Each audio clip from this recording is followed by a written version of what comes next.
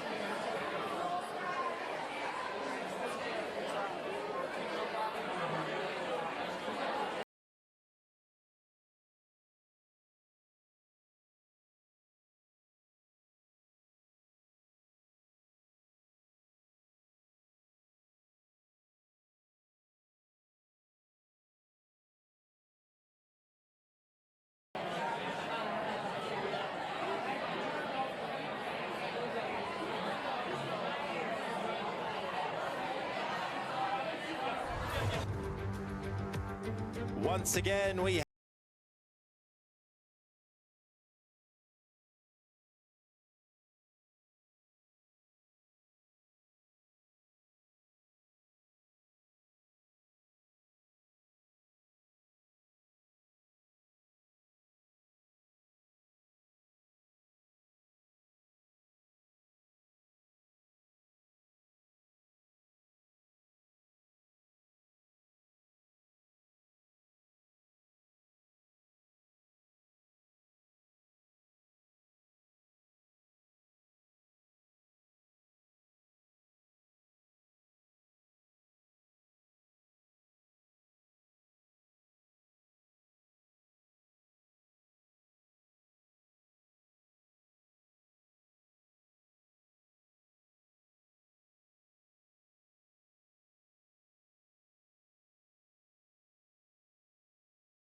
is how they line up for the Azerbaijan Grand Prix. There'll be 18 cars on the grid, 2 from the pit lane. Lewis Hamilton, an engine change and setup change to his suspension, and Esteban Ocon changing PU elements without telling the FIA. On the grid then at the back will be Pierre Gasly after he was disqualified from qualifying. Joe Guanyu with a penalty from 17th behind his teammate Valtteri Bottas. What can Lando Norris do from 15th on the grid? He'll be behind his old teammate Daniel Ricciardo, and Lance Stroll in the Aston Martin goes from 13th for this race. Nico Hülkenberg out-qualified by his teammate down in 12th behind Yuki Tsunoda on the fringes of the top 10. Gutted to miss out on the top 10 in qualifying, gets promoted due to a penalty. Oliver Behrman back in action to replace Kevin Magnussen for a one-race ban. He starts alongside Alex Albon, and what a result for Franco Colapinto in the Williams. 8th place in his second Grand Prix qualifying. He got behind Alonso. Then comes Max Verstappen from 6th. George Russell just ahead of him in 5th, and Sergio Perez, has he refound his mojo? The most statistically successful around this circuit goes from 4th behind Carlos Sainz, and that is your front row. Oscar Piastri in 2nd, and Charles Leclerc, his 4th Baku pole, will have the best view in the house. The sun is shining, temperatures are high, wind as well can play a factor here as well. Karun Chandhok, what are you expecting ahead of the next 51 laps? Hopefully some entertainment and a bit of chaos that we get in Baku every once in a while. It's a brilliant day out here. Look at that, Harry. Not a cloud in the sky above these fans in the grandstands.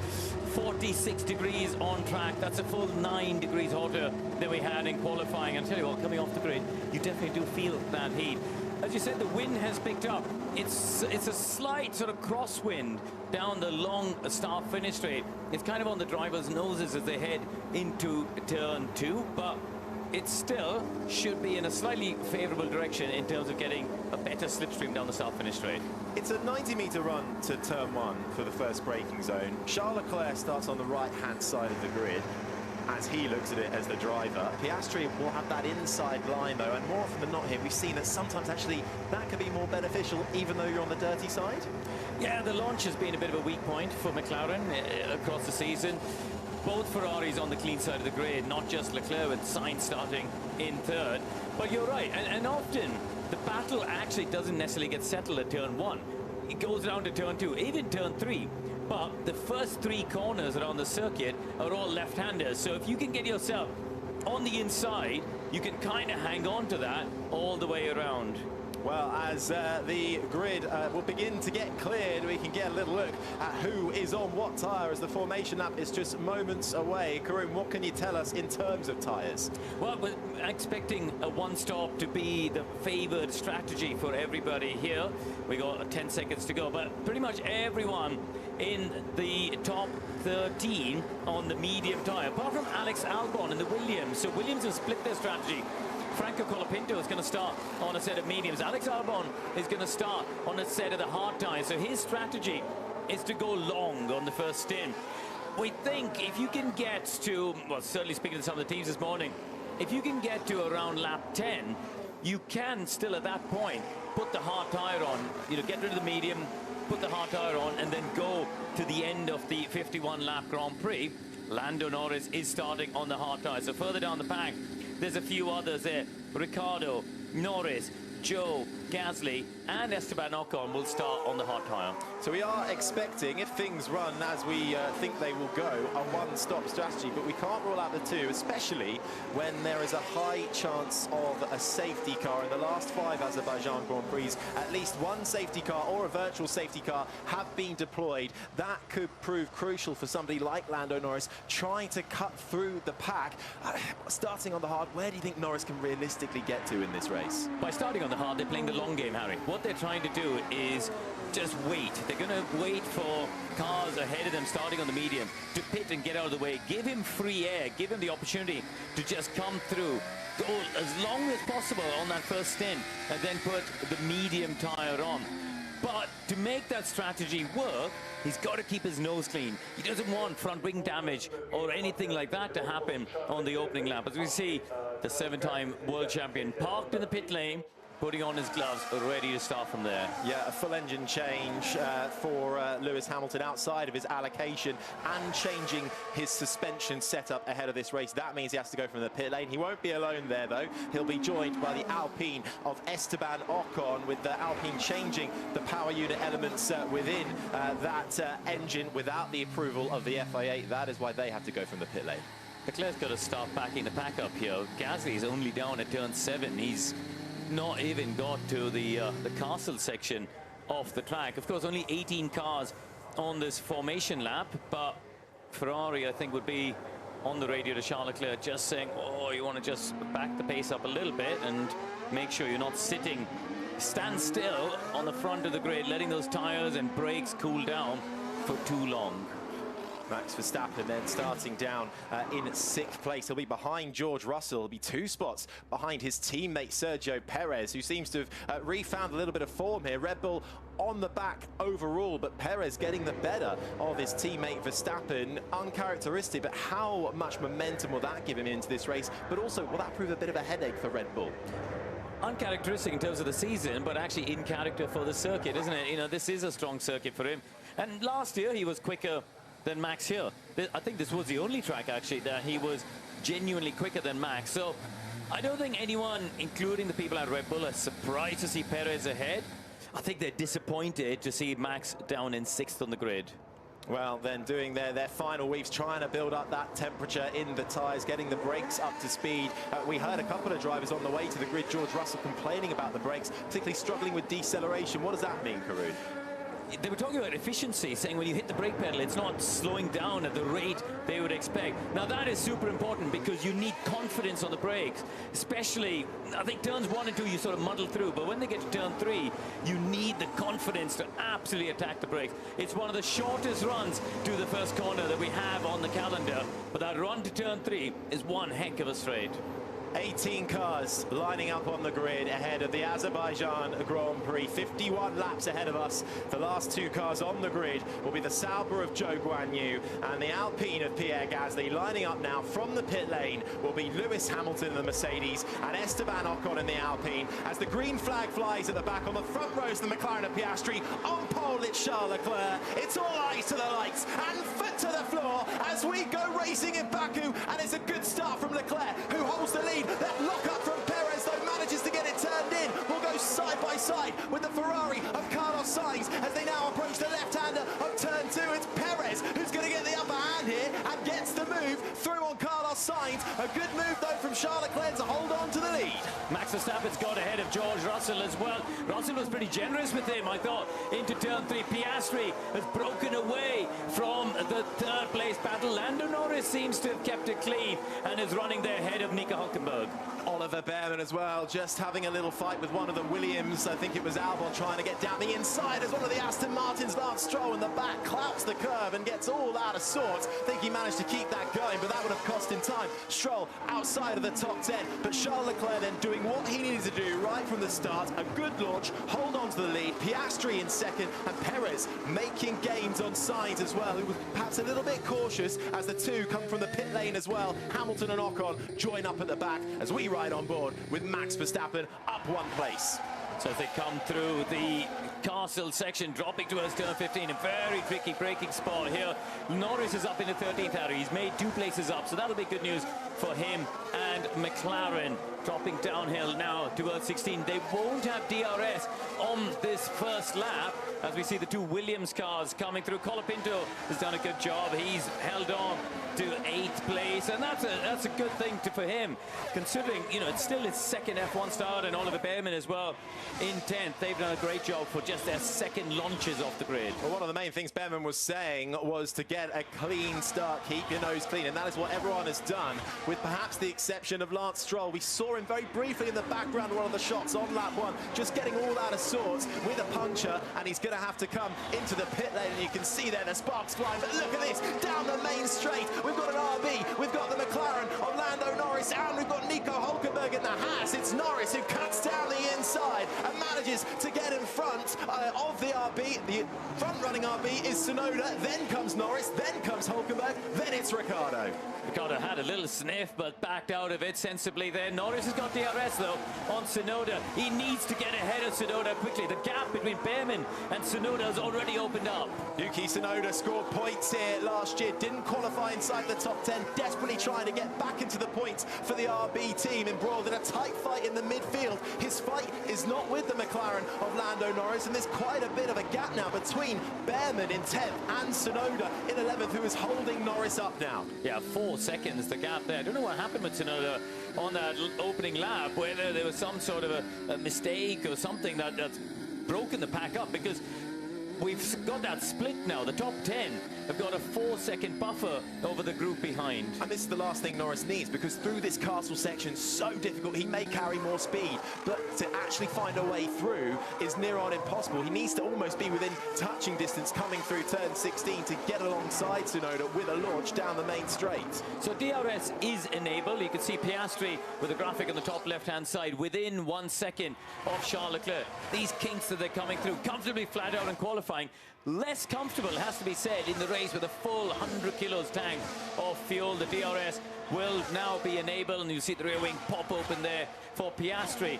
It's worth about 11 kilometers an hour with the headwind that we've got today, McLaren tell us. Tell you what, further up the front, Charles Leclerc is not running away with this one. Oscar Piastri is keeping him honest within that DRS zone. About half a second, 6/10 back. The other McLaren riding on board with Lando Norris down into turn 1. Yuki Tsunoda on the inside, allows Tsunoda the inside line. That'll give Norris better traction off the exit. Tsunoda tries to defend, but lovely driving from Norris and Tsunoda down the inside for the McLaren driver, picked off a position up to 11th. He can now focus on closing that gap to Bearman. Bearman's teammate Nico Hulkenberg tried it on Tsunoda, and Tsunoda loses 2 places in the space of 2 corners. He fought that too hard, I think, Tsunoda. You know, at the end of his race, as you said before, isn't with Norris, and by compromising his run through turn 2, he ended up dropping behind Hulkenberg because he got a poor exit. So, yeah, I'm not sure that was the smartest move from Tsunoda there. Charles Leclerc has managed to get that gap up to over a second now, although Piastri is just dipping under it. Perez doing well to hold on to 3rd at the moment, managing to pick off signs early doors on lap 1. Max Verstappen making up a position to 5th. So Russell is really, and Sainz, the only losers in that top 10 positioning. Lewis Hamilton, further back in the pack, started from the pit lane, has managed to pick off Joe Guan Yu in the Sauber and Valtteri Bottas, his teammate, and is now right up behind Pierre Gasly. That's the battle over 15th and 16th. Further back as Piastri, Karun, though, fastest lap. He's not letting Leclerc escape. He's not, but I think Leclerc has broken DRS on this lap. It's just over a second. Perez, in turn, just over a second behind. We'll see as they get to the detection point and there the activation point. No, so the gaps have just about opened enough that nobody's got DRS there. One thing, Harry, to keep an eye on now is Norris's pace, because he's in free air on the hard tyre, and that'll actually be useful information, not just for McLaren, but for the other teams as well. They'll be keeping an eye on what he gets up to as the RBs are running nose to tail. And Tsunoda's got a problem there. We've got a slow-running Yuki Tsunoda who gets out of the way, but does rejoin on the racing line. So through goes his teammate Ricciardo, through goes Gasly. I'm sure Hamilton will make quick work of this as well, but I wonder if that was an issue for Tsunoda or if it was slightly tactical. He's not able to keep pace with the cars in front of him, so we'll have to keep an eye on that. A shame for Yuki Tsunoda if he does have an issue. issue, but that has freed up those towards the back. And here comes Hamilton with the aid of DRS down the inside. Tsunoda doesn't fight that one, but on the face of it, it doesn't look like he's picked up any damage that we can see. But we'll keep you up to date with that one as and when. No, something odd going on there. Here's a replay off the start. So in terms of the launch, if you look at the bottom of the screen there, Leclerc and Sainz on the clean side got a better launch. It was actually Perez, I think, who made an excellent getaway. There we see Verstappen and Russell side by side. And when they get down to turn 2, I think there Verstappen was fully committed. Russell knew that there was no point really fighting it. But by giving Verstappen a wide berth, he ended up compromising his exit and actually had Alonso all over the back of him. Looking on board here with Verstappen. Pretty good launch, it has to be said, from the dirty side of the grid. Perez had a bit of a lock-up. Verstappen quite close. But look, I think at this point here, you can see, you know, he went for it. And let's not forget, these two made contact last year, turn 2, didn't they? It was the other way around on that occasion. And but they've got through cleanly on this time. This was the Stroll puncture, Harry. Yeah, so notice this right in the back of the picture, right down the inside, squeezed, and that was what gave him the puncture against the RB. Is that the RB of Yuki Tsunoda? Tsunoda, close the door, mate. It is indeed. Close the door. Was the door ajar? Was it open? I think you need a lot of cooperation from the car on the outside if you're going to have a go into turn 4. I think that there wasn't really a move on there, but that's probably explains the Tsunoda damage, isn't it? Because look, he's already dropped over 3.5 seconds to Hamilton, so I suspect Yuki will be in the pits fairly soon. Yeah, he's got the 2 Saubers right over the back of him as well. Back up front, though, battle for the lead continues. Ebbing and flowing within that DRS zone. Oscar Piastri managing to stay with Charles Leclerc, especially through this middle sector where Leclerc is so strong. He just has an affinity with these streets and is trying to get his first Baku win converted from pole position. It's these 4 corners that we saw in qualifying that he just had such a good flow and a run, and the car as well. The Ferrari had really good rotation to pivot around, and crucially for Oscar, he's managed to stay within a second through that run. When we get through 15, this is where we saw Oscar touch the wall in qualifying. They actually had to replace the tolling before the race here. Come through 16, he'll now get the slipstream all the way up this long drag, 2.2 kilometers from the bottom of the circuit at turn 16 all the way up to turn 1, the detection point they've gone through there, and we'll see as they come up to the activation point. He is within a second, but not close enough to attack, Harry. Extended this main DRS zone by 100 meters, although speaking to some of the team principals this morning, didn't feel like it would be that effective when it came to overtaking. Allows Piastri to close up under braking, sets the fastest lap as well. Now a 1:48.0, but still behind Charles Leclerc. I tell you what though, nice battle brewing here as we ride on board with George Russell, who is closing up to the back of Max Verstappen. For the Williams fans, Colapinto still running in 8th, doing a good job there, just 1.3 behind Alonso. His teammate, Alex Albon, a second or so behind him. Ted, what have you got in the pit lane? So I've asked the question for RB whether Yuki has picked up some sort of tracking problem on his car. No sign of him retiring at the moment. I'll let you know if he comes into the pits. But on George Russell, I've been looking at his lap times. Looks like he's just finished that phase of bringing his tyres in. And for the last lap or 2 has been quicker than Max Verstappen. Max is going to have to up the pace. It looked like Max was going to have a go at Carlos Sainz, but Sainz has pulled clear in his Ferrari. Thanks, Ted. Yeah, well, just on Tsunoda, who's now dropped all the way down to 16th, and he's got the 2 Saubers right up behind him. Russell still, though, on the back of Verstappen, and just monitoring Lando Norris as well. He is on the hard tyre. The gap was around 4 seconds between himself and Ollie Behrman once Norris got through from the traffic. It's just dipped under 2 seconds, so he is closing, but it's not the biggest rate of knots. Here is Lando, Norris. how are the tyres? Yeah, they feel all right at the minute. So his pace last time round, a 49.3. In contrast, Leclerc at the front, 48.3. Piastri, a 48.0. So I think, yes, he is building it up, and the medium tyre at this phase is still quicker. It's only a lap 6 off the stint. We expect that crossover between the medium and hard somewhere in the early teens. Then the hard tyre will start to be the more favourable option. Lap 7 then of 51. Fastest lap goes back to Charles Leclerc, eking out that gap a little more over that last lap to almost 1.5 seconds. Still in that 1:48.0. Hamilton going very quickly in the final sector as he tries to claw up to the back of Pierre Gasly. But Hamilton, we saw him on the radio a few moments ago, not happy with his medium tyres at the moment. He's behind Gasly at the moment, down in 15th.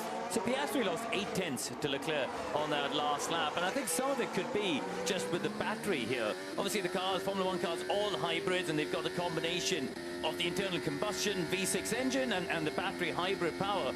But you can't just constantly use the battery, you will just run out. They've got to top it up like this, under braking, and they harvest the energy using different engine maps with the exhaust on full throttle. So sometimes you will see these big fluctuations of lap times where the lap times drop away, and it's just a case of the drivers having to top up, because this is a circuit, of course, with these big long straights where they do need and use a lot of the electrical energy. Bernie Collins at Race Control, good afternoon. Good afternoon. Great to be here. This is really exciting so far. But just to fill you in a little bit, so Norris coming up behind Berman. Already he's 6 kph up across the start-finish line, even without the DRS, just because of the toe that we have there. I think he's going to be able to get Berman. He has the overtaken delta on Berman, as we know. His difficulty is going to be Alonso and the 2 Williams ahead of that. They're running very close together. Alonso towing the 2 Williams along. I think it's going to be more of a struggle for him to get those 3 cars that are in a very, very tight pack. And the final thing to watch, which you might think you can ignore because it's right at the back of the field, but Lance Stroll is starting to undercut some of these cars. So anyone that's thinking of a 2-stop will begin to think, should we cover Lance Stroll? Someone like Hülkenberg at this stage could be thinking, do I need to get on a hard tyre if I'm definitely on a 2-stop strategy? Okay, thank you very much, Bernie. Great insight as always. We just saw a few moments ago a bit of a moment for Oliver Behrman. That would have cost him time coming through 15. Here comes Lando Norris then to get up into the points down the inside. Norris through on Behrman and up into 10th. Started this race down in 15th and now finds his way into the points-paying positions. His next target, another 4 seconds up the road. Alex Albon, the 2 Williams toe-to-toe. But as Bernie was just saying, they're stuck behind Fernando Alonso in the Aston Martin. And that is a car that you don't want to get stuck behind in these kind of races. As Piastri is told, we are plan B. What could that be? 1-stop, 2-stop perhaps for Oscar Piastri, Bernie Collins? I think we've only maybe got to wait a few laps to find out, but I think from this stage the lap time is improving lap on lap, so it's looking like the track improvement is at least overruling the degradation. So what I mean by that is it's cleaning up more quickly than the tyre is degrading. So it's only when they get the first proper pit stop that these guys are going to know the difference between those 2 compounds.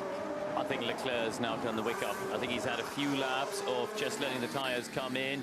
He was, you know, there was a phase there for the sort of lap 3 to lap 6 where I think he was just letting the tyres come in, but he's unleashing some tremendous pace now. Last time round, he took a quarter of a second out of Piastri. Previous lap, as I said, was 0.8. But this lap already, Harry, in just the first 2/3. I think I'm plastic behind just went in the far airboats. Hey, Finn, we'll keep an eye. That would be very bad news for George Russell if that was the case. And Leclerc, a new fastest lap, 0.6 quicker than Piastri. Well, that is a bit of a worry for George Russell, though. Here we go then, though, with the 2 Haas cars. Hülkenberg out-qualified by his teammate Oliver Behrman. Behrman, who, of course, is making his 2nd Grand Prix start. Race back with Ferrari in Saudi Arabia, replacing Carlos Sainz back this weekend in place of Kevin Magnussen, who serves his 1 race back ban. So Behrman with a great result in qualifying, but Hülkenberg now coming for him in the fight for 11th. And Oliver Behrman, yes, it's his first time racing with Haas here, but he was very good around this Baku street circuit last time round when he raced in Formula 2. Won both races and took pole position, so he does know how to race around here. The difference for a driver like that coming from F2 to F1 is a lot to do with the energy management. The Formula 1 cars, as I was saying before, the hybrids, you've got so much more to think about in terms of just managing the battery and the way that you strategize the race. The medium is not graining yet. If anything, it's suffering from thermal deg. You are doing a better job than the other car. They're struggling with rears. So just to come in a little bit on that, Harry, what we were expecting is that the tyres would green, which means the top surface slides across the tyre and it starts to tear away a little bit.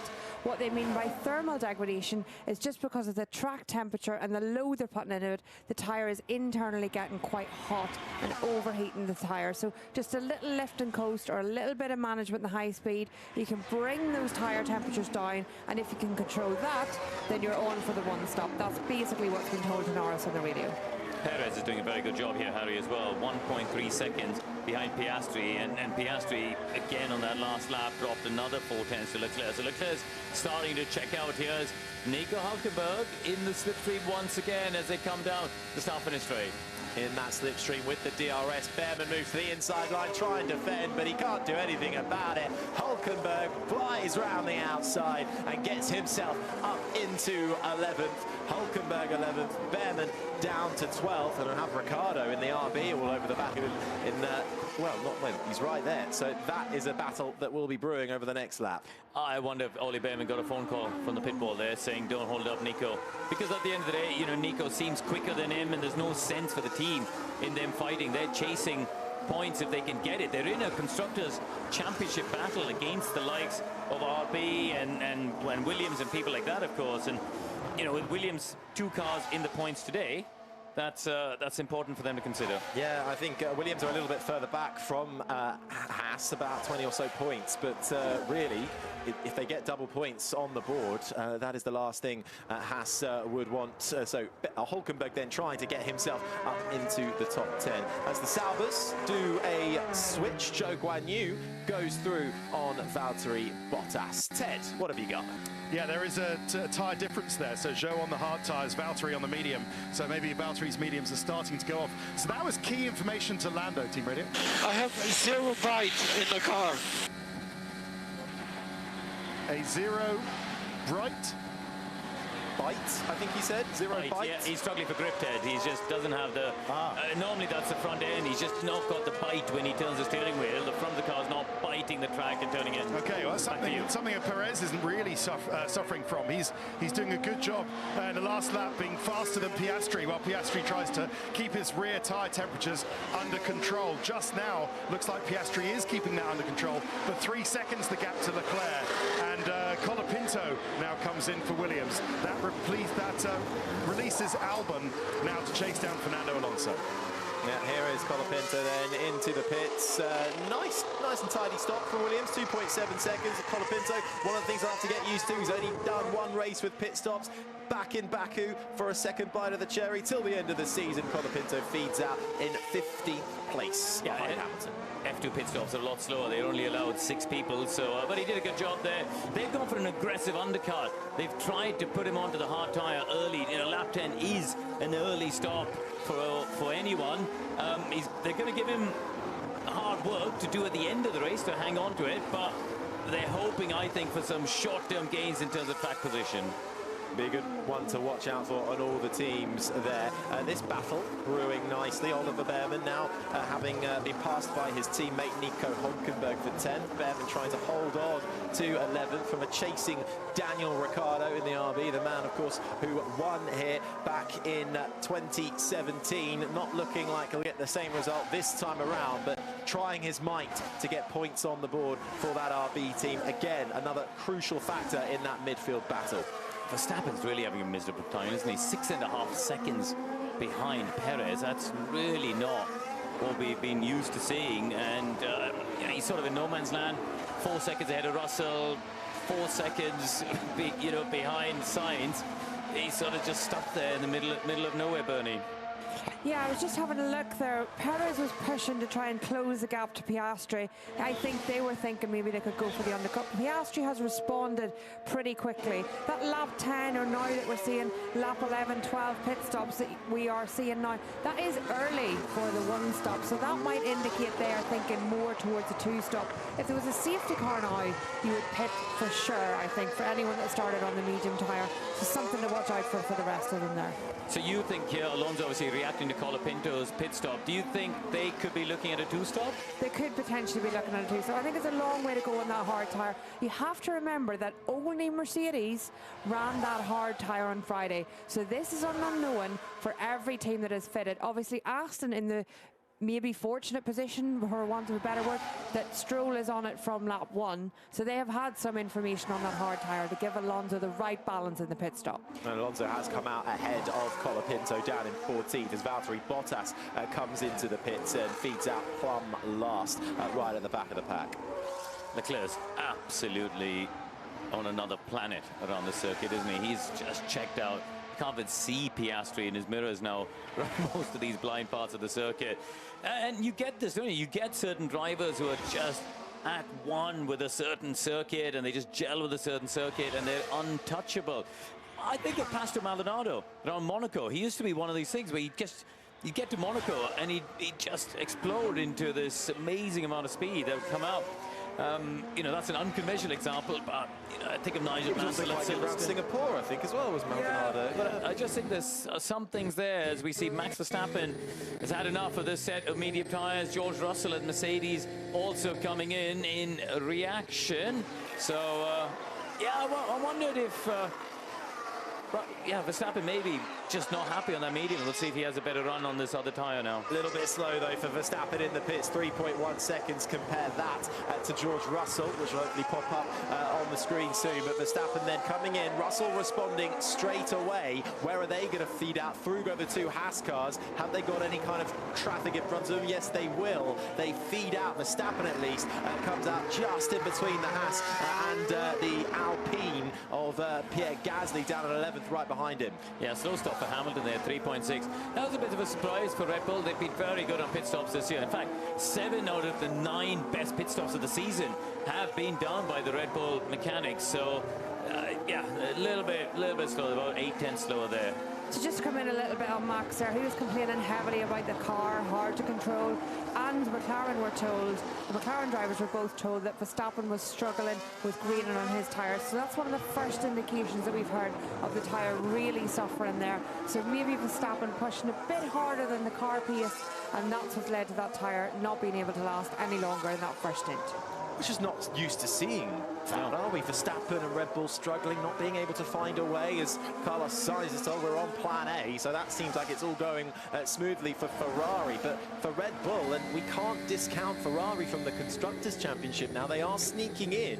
And with these kind of results, with Verstappen and Red Bull underperforming compared to where they started this season, with the team seemingly not being quite able to pinpoint what it is, this is the last thing they need for 2 Ferraris to be strong. Sainz hasn't been as strong as his teammate Charles Leclerc this weekend, but this is a strong weekend for Sainz as well, who's backing up his teammate in 3rd at the moment. Here comes Verstappen then as Sergio Perez, his teammate, comes into the pits and out again. And Perez with a quicker stop than his teammate, 2.6 seconds, as Verstappen will speed past Daniel Ricciardo, his old teammate. They've come to blows here before down the main straight. Not the case this time around, into the left-hander of turn 1 for Max Verstappen. And where did Perez come out? Just ahead of Hülkenberg did Perez. So Verstappen then behind his teammate with 2 Hasses in the middle. Yeah, the thing to watch now was Perez's outlap versus Piastri.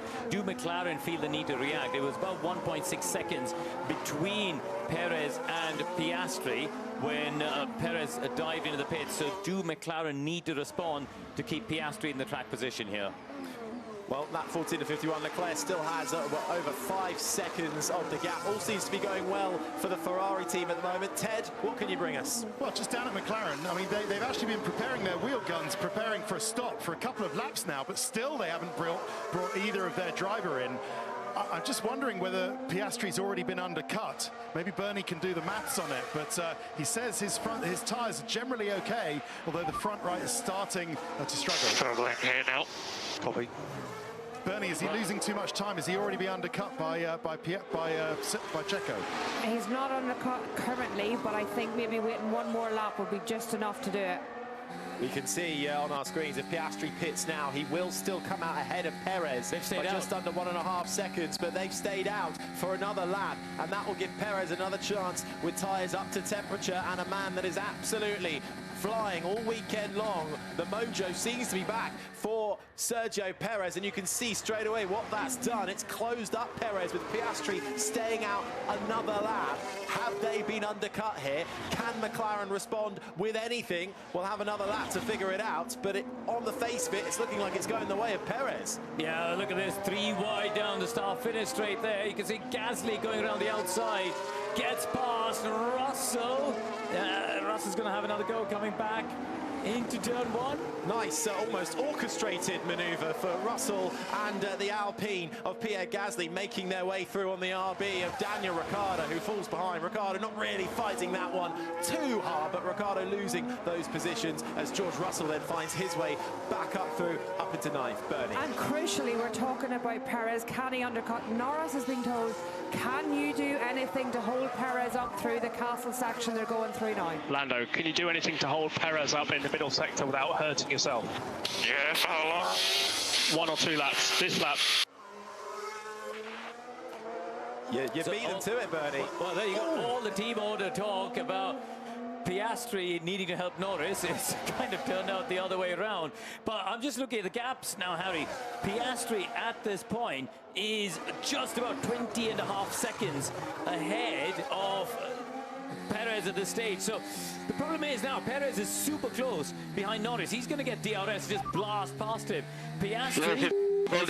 Yeah, we see that. Here we go then, though, for Sergio Perez. Piastri comes into the pits. Crucial then, Lando Norris has tried to play his part with the team orders at McLaren, but Perez should be able to steam on by. There it is, picture-in-picture with Piastri. Looks like a fairly clean slot. The DRS line will come for Sergio Perez, who moves to the inside. Where is Piastri going to come out? You see him there, feeding through the left-hander, as Perez does. Piastri should come out ahead of Sergio Perez, but crucially, Piastri's going to be on much colder tyres. Perez up to speed, up to temperature. The fight is on. And the warm-up on the hard tyre is something that they've got to be aware of. It doesn't immediately come to life on the first lap. So Piastri's just got to be sensible on this lap. But great teamwork from McLaren. I genuinely think if Perez wasn't held up there in the castle section, I think he would have ended up ahead of Piastri. So very good teamwork there from Lando Norris. And you can see there, Perez didn't have to wait long, though, to blast past, but did that little bit of teamwork just hold him up enough. On the face of it, it did. As we get our first retirement, well, Yuki Tsunoda was the only retirement last time out in Monza, and he becomes the first retirement this weekend in Azerbaijan with that lap 1 skirmish with Lance Stroll, but he managed to stay out. This is that incident. Stroll said the door was closed, but it's lap 1 as well, and that is a tight place to overtake, and that was the damage it did to the side pod. So no wonder Tsunoda just absolutely plummeted down through the field. Yeah, shame for him there, because this is a circuit where he's gone well at in the past. You know, it's a track where he's qualified in the top 8 in the last 3 weekends. Leclerc's into the pits. Yeah, but he's comfortable, Harry. He's, you know, look at the gap. He's got 8 seconds over Sainz. He had a 6-second gap over Piastri. A little bit slow on the front left on that stop, but it should still be comfortable. Let's look on the left-hand side. You see the cars coming down the start-finish race. Albon is the first car, so kind of ignore that because he's in a different race. There comes Piastri. There comes Perez. Perez, though, within DRS, and Leclerc joins, still comfortably in the lead. But now there's going to be a little bit of traffic, though, for Piastri and Perez to contend with, because they are closing right up to the back. It is technically for position. Alex Albon staying out on those hard tyres, trying to go as long as he can in that Williams. Leclerc just in front of him. Then comes this battle for 4th and 5th on the road, but it's for a net podium. So let's see how this one plays out. Coming into that tight and twisty middle section, making their way through turns 4, approaching turn 5, but they're going to get a little bit concertinaed up behind Albon as Carlos Sainz, who once Leclerc pitted, took over the lead of this race, has a 13-second margin. He's told to come into the pits. So Albon is helping Leclerc here, because Leclerc's going to be able to just bring in his tyres gently and nicely. And it's so critical for a driver and the tyres. If whatever you can do in the first 3 or 4 laps to bring it in a calm and gentle way, it'll pay you dividends towards the end of the stint. Whereas Piastri and Perez, they're racing for position. They haven't been able to bring them in as gently as they would have ideally liked. Albon may be helping Piastri at the moment by bringing him along, but helping Perez as well with almost a double toe that he might well get down that long 2.2 kilometers straight out through 16. Oh, Perez, the rear end just slightly kicking out as he applies the throttle, but here we go then. The DRS line will come. It's Albon in third, but not really in this fight. Then comes the McLaren of Oscar Piastri as Sainz comes into the pits. Can Sergio Perez then close right on to the back of Piastri? Not at this stage. It's Piastri who gets more of the benefit with the toe, and the DRS is able to get down the inside of Alex Albon and gives himself a little bit of breathing room as Sainz pits. That promotes Piastri now up into second. Albon stays out in third, Perez fourth, and then comes Lando Norris, still yet to pit, holding on in fifth as Sainz rejoins in sixth. So Norris last time round did a 48.7, which, you know, you compare with Piastri's time of 48.5, shows Perez had a look at Albon there, but Albon doing a favour really to Oscar Piastri by giving him this breathing room now, which should just help him to just bring the tyres in nicely. But look at this, Norris now coming over the... He's pretty close, isn't he? Look at the gap between him. It's only 1.3 seconds. He does still have to pit, of course. Let's have another look at this then. This is Lewis Hamilton making his way past the Alpine of Esteban Ocon further back, and well, earlier in the race Lewis Hamilton surpassed 100,000 kilometers in Formula One. That's 2.5 times round the world, although he's already been beaten to that front by Fernando Alonso. But another achievement unlocked for Lewis Hamilton, but starting from the pit lane has clawed his way up into 15th. The battle further up though rages on, but Perez needs to find a way past Alex Albon as soon as he can. He'll need a good run out of turn 16, close up onto the back of the Williams car. And you have to say, Albon and Williams have been driving superbly well all weekend long, with the one caveat of Q3 with the fans still left in the airbox, but we'll forgive them that. Here we go then. DRS board comes up to them. Perez with the effect of the toe as well. The Red Bull should be able to close up here. Pick a side, any side, down the inside for Sergio Perez. Makes the move on Alex Albon, gets himself up into third, but being stuck behind Albon has allowed Piastri to form a bit of a buffer, about 2 seconds. So Perez is going to have to get on it once again. Albon's done a good job, you have to say, on that hard tyre. You know, the gap, if you think about he and Colapinto were running together, Colapinto pitted. The gap between them now, if I look at it, is still around 20 seconds. So really, in terms of pace, on a used hard tyre, he's still been able to go at a similar pace of his teammate on a new hard. So it should work out well for Albon to get some points today later in the race when he does get a fresh set of presumably medium tyres. Well, Piastri is now closing up back on to Charles Leclerc within a second, within that DRS. We'll have to try and stay with Leclerc through this middle sector, up through the castle section. The pictures don't do it justice of how steep and narrow, one of the narrowest parts on a circuit on the entire calendar, up through the castle section. Piastri just losing a little bit of time there, but sticking with Leclerc.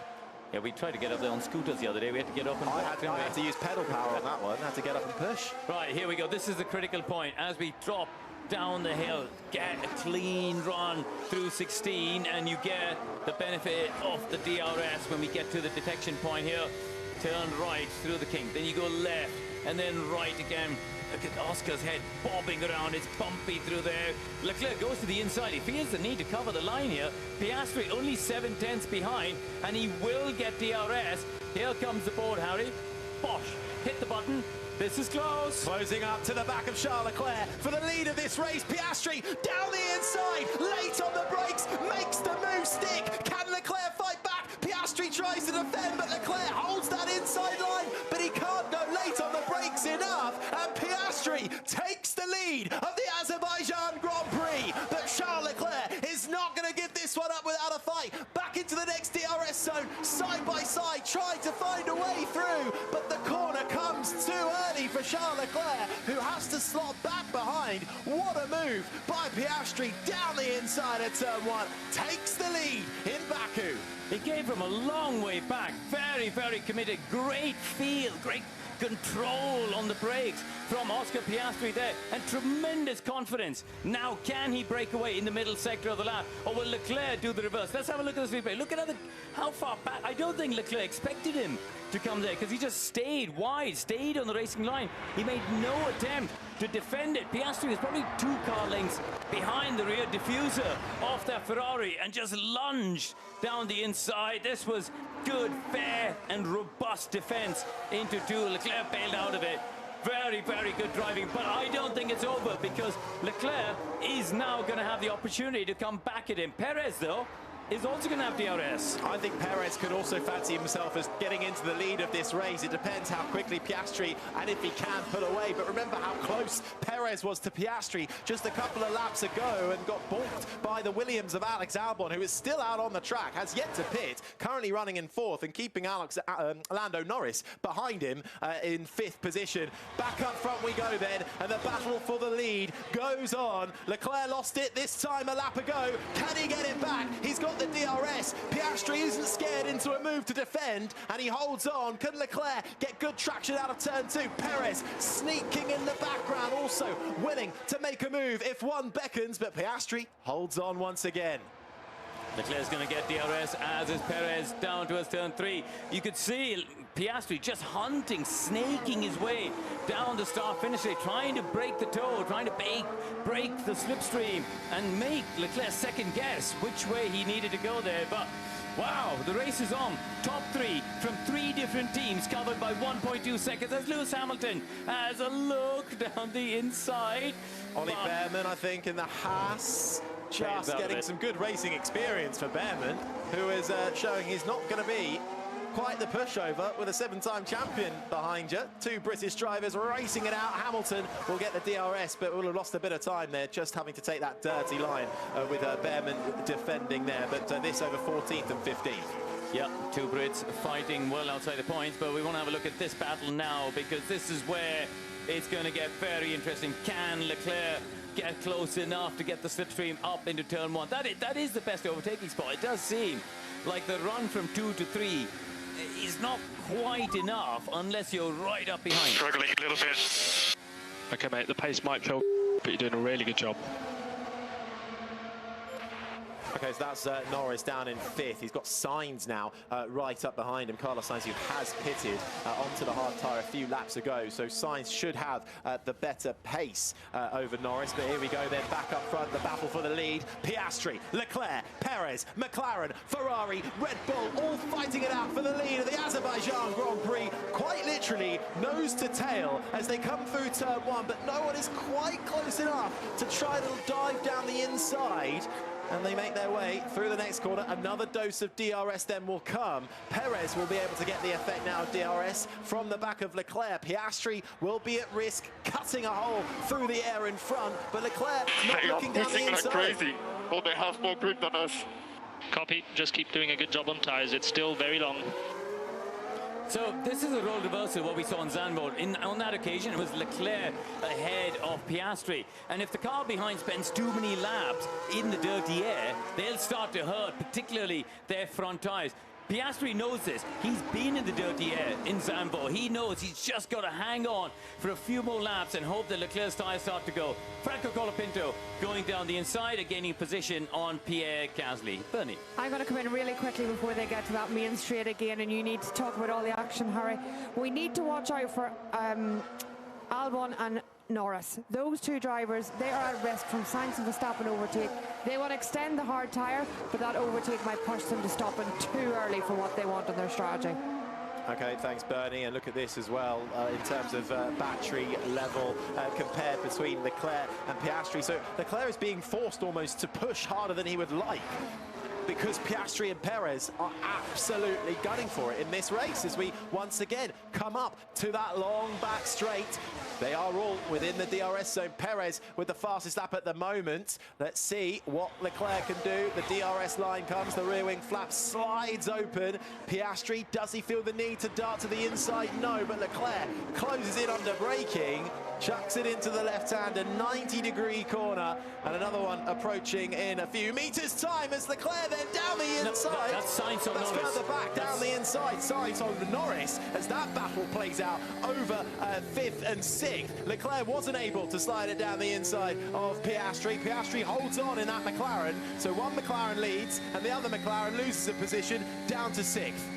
But as Bernie explained, that's a different race here because they haven't yet pitted Norris and Albon. So Sainz and Verstappen going through would be fine. I think McLaren for Norris are looking at the gap between Alonso and Russell. They want to get in a position, I think, where they can get Norris. They don't want to get Norris stuck behind Alonso because he's very quick in a straight line in the Aston Martin. So I think that there's probably another 7 or 8 seconds they need for that. Last time round, Alonso 49.0, Norris 48.9, so he's going to need a bit more pace to go into that gap if he wants to clear Colapinto and Alonso. Stroll comes into the pits from way back. Of course, he got the puncture on lap 1 with that incident with Yuki Tsunoda. So running well down the field for the Canadian in the Aston Martin. Yuki Tsunoda in the RB, the man who had contact with Stroll in lap 1, now out of this race as a result. The one and only retirement. That's all the way at the back of the pack, and still at the front. It intensifies. There was an urgency in Leclerc's voice, wasn't it, when we heard on the radio. In the first stint, he opened 5.9 seconds, nearly 6 seconds on the medium tyre. But at the moment, you'd have to say he's there, he's got DRS, but I don't think he's going to be close enough to have a lunge even on this lap. Here we go then, down to turn 1 once more, and they all follow the racing line. Leclerc not trying to pull a dummy down the inside. Meanwhile, Carlos Sainz, having got Lando Norris 1 lap ago, now goes down the inside of Alex Albon as Lando Norris behind has to defend from Max Verstappen. Verstappen all over the back of Norris, trying to find a way through. Norris not letting his championship rival through easily. Remember, Norris has yet to pit. Verstappen has. Here comes Verstappen with the DRS. Moves to the right, then darts to the left. Not quite enough room there, but Verstappen trying to force Norris into a mistake. Norris not having any of it. Two title contenders. If we look at the season's narrative here, battling over 6th and 7th. And Verstappen stuck there behind Norris for another lap. I have to say, Piastri's doing an outstanding job of soaking up the pressure. It's his 2nd season of F1. It's been literally 18 months that he's been a Grand Prix driver. Leclerc, a 7-time Grand Prix winner, started in the sport in 2018. And Oscar Piastri lunged down the inside, made the move stick, and it's brilliantly soaking. Everything you can do to get surface temp down. I'm trying. Lewis Hamilton then trying, but he's all the way in the back at 14th. That's that thermal issue with the tyres that Bernie was talking about before. It's, oh, Verstappen going down the inside. I think he was slightly wrong-footed by Norris there. Maybe Lando braking earlier than Max expected, and basically taking avoiding action. Instead of running to the back of the McLaren, he went left. Up at the front, yet again, come across the start finish line, and yet again, Charles Leclerc with DRS, but not close enough to pass. And in fact, Oscar Piastri setting a new fastest lap last time round without any benefit of DRS. I'll tell you what, that's Perez also falling back into his teammate. Yeah, so that was it there. We saw, wasn't it, at 15, he didn't get the retardation he wanted behind Norris and ended up going through the inside of the apex at 15. So he's really not a happy bunny there, Max Verstappen, is he? Where are we now? 14 seconds off the lead. 12 seconds off his teammate. Ted, what have you got? Yeah, I've just been studying Verstappen's lap time, so while he's been problems with his brakes, he's actually much happier on these hard tyres than he was on the mediums, but because he's been stuck behind the one stoppers, or the late stoppers, we should say, of Albon and Norris, he's completely detached now as Max Verstappen from Sergio Perez and Charles Leclerc and their fight with Oscar Piastri out front. So even if Perez was in a position to try and help out his championship leading teammate, he's not going to going to be so difficult for Max now, losing so much lap time and total race time. It's almost like roles reversed at Red Bull, it seems. It's brilliant to see Perez finding his form again, both for mentally and for his future career. But to see Verstappen just struggling down in 7th, still can't get past Lando Norris with issues in a Red Bull that he's not been happy with since China.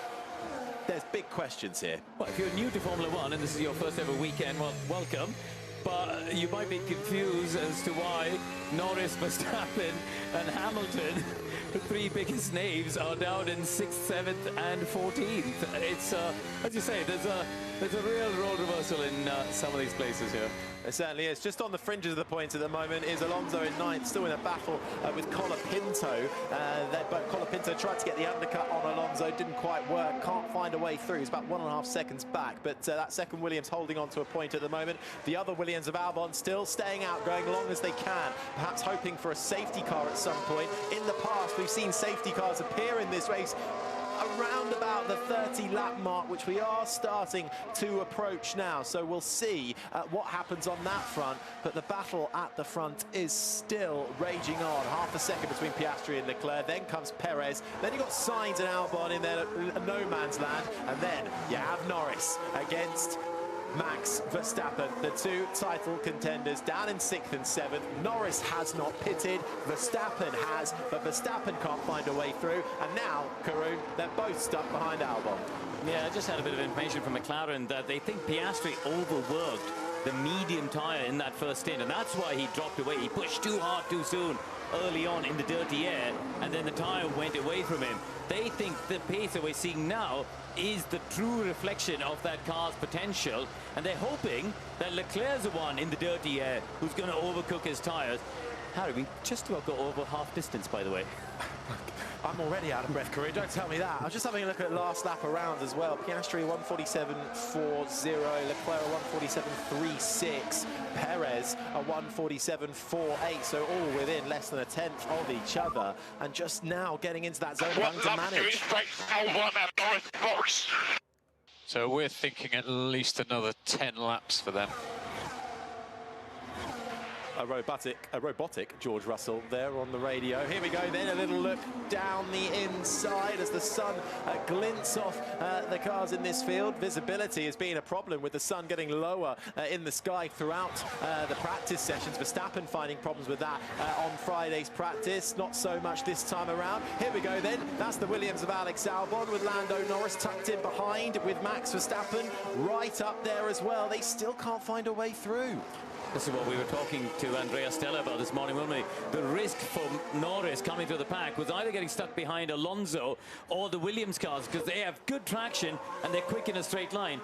Lo and behold, 3 hours later, that's exactly as it's playing out, Bernie Collins. Yeah, and that's exactly the problem they have when they look at when they're going to stop. One, they want to extend this stint because they know the hard tyre needs to go further into the race. The other problem is if Norris boxes now, he comes out in P10 behind Alonso, behind Colapinto. They're very close together. They're going to be difficult to overtake. Russell's problem is that if they don't box now, he is dropping 1.5 seconds from the leaders every single lap just because of the traffic that he's in. If there's a safety car now, that would play lovely into Albon and Norris's hands. They'd only lose position to Verstappen and Russell and be out crucially ahead of Alonso. And that surely is their hope at the moment. But right now, you have to say it's been a nice, fairly clean race as we make our way once again back onto that 2.2 kilometre dash to the turn 1 left-hander. Yeah, you see the red light flashing on the back of the McLaren, the run to 16. That's the recharging, harvesting the energy, putting it back into the battery to make sure he's got the deployment he needs and to use that energy down the straight. Piastri again just hunting around and making sure that Leclerc doesn't get a sniff into turn 1. Looks ever so close. It's almost like Leclerc just, he needs a couple of tenths, isn't he? He needs a couple of tenths closer on the run into 16. I'm making it sound easy.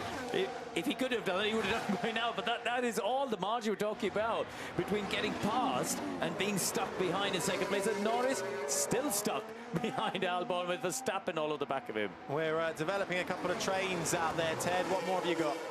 Well, there's a sort of nervous sit on the tube, not knowing if your train is going to go on the McLaren pit wall. They're starting to bite their nails a little bit. They're seeing that Oscar Piastri did get his tyres a little bit hot in that first stint, and now Piastri's pace is starting to drop off a little bit, as we're seeing, as Leclerc is starting to find a bit of pace on these hard tyres. So, yeah, a few nervous faces on the McLaren pit wall down here. Has Piastri overcooked them too early? Long way to go yet, Harry. Yeah, it certainly is. As Corinne said, not even quite yet at half distance, that 28 of 51. And, well, now into that latter half. Piastri then leading. You can see the gap. It's 0.6 of a second, but that's what it is as they come through the corner. And Perez still hanging on with them. We go again, Karun. I think he's closer. I think Leclerc, in the past few laps, have been looking. He was 8 or 9 tenths. This time it's 6 tenths. That's a 2 tenths I talked about on the last lap.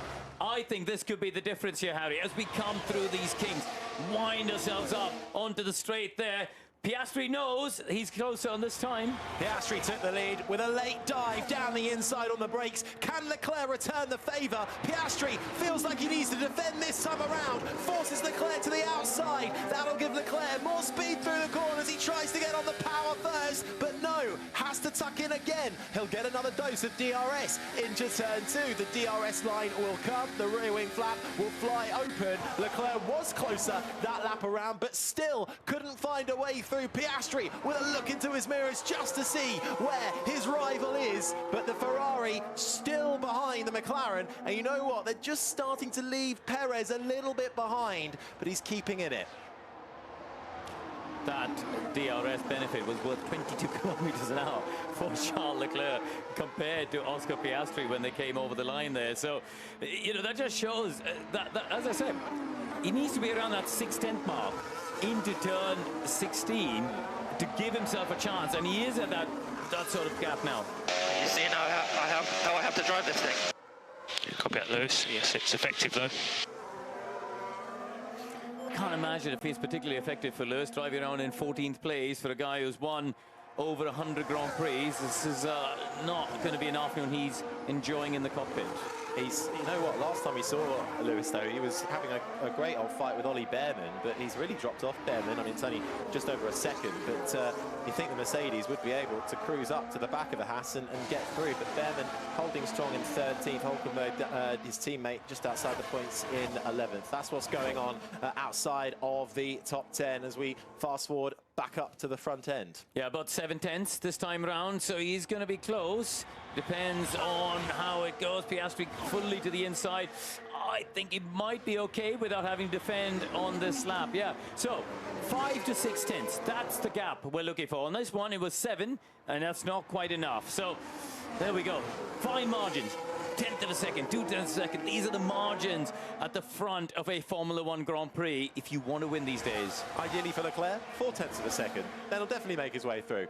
We'll see what happens next time around, but that gap in the second DRS zone comes down half a second mark. Piastri driving sublimely, so too Charles Leclerc, and Sergio Perez in a revitalised character this weekend. We know he goes well round here. He's won the most amount of races. He's behind the man who has taken the most amount of pole positions at this track, but they're both behind Oscar Piastri, who's took his first front row start at this track today. I had a good chat with Oscar Piastri's mum this morning, met her for the first time, and she was saying she's quite relieved she's here watching the race at a normal time, because of course out in Australia, if you're listening to us out there, you know, the races are all normally middle of the night. She says she's sitting there 2 a.m. shouting and screaming at the TV, waking up Oscar's siblings, if they aren't awake, watching it with her. So yeah, it's a big day for her boy, and so far he's doing a brilliant job of soaking up the pressure. It really is. Piastri showcasing why he is in Formula 1. We've had a lot of talk coming into this weekend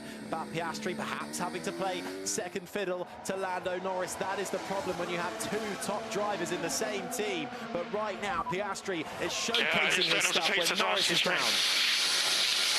I can't get close. Okay, mate. We're considering doing something different then. I think that the tricky thing is for Norris, if they pull the pin and pit, like Bernie said, he'll end up behind. Piastri defends inside. Down into turn one, felt the need to defend, did the McLaren, the Ferrari of Leclerc applying the pressure. Perez getting a grade A view from third into the next left-hander, down the next DRS straight we go. Harder to make a move here. Can Leclerc force Piastri into any kind of mistake as Lando Norris's teammate is told to stay out? Norris can't get past Albon, who is still out there in fifth, having a mighty run on the hard tyre. But we go again then, lap 31. It's getting closer and closer with every lap, but Piastri just has those extra tenths of a second on Leclerc at the moment as they make their way out of turn 16. Enough to defend and hold on to this lead. Yeah, just to finish up on Norris, if he pits now, he'll actually come out behind Hülkenberg. So for him to then have to pass Hülkenberg, Colapinto and Alonso with the straight line speed that those cars have got will be a big problem. And I think that's why McLaren are kind of going, we're stuck here behind Albon, who's quick in a straight line, but we could also get stuck behind those three cars. Might as well go for a bigger tyre delta, which will then help him overtake if he needs to later on.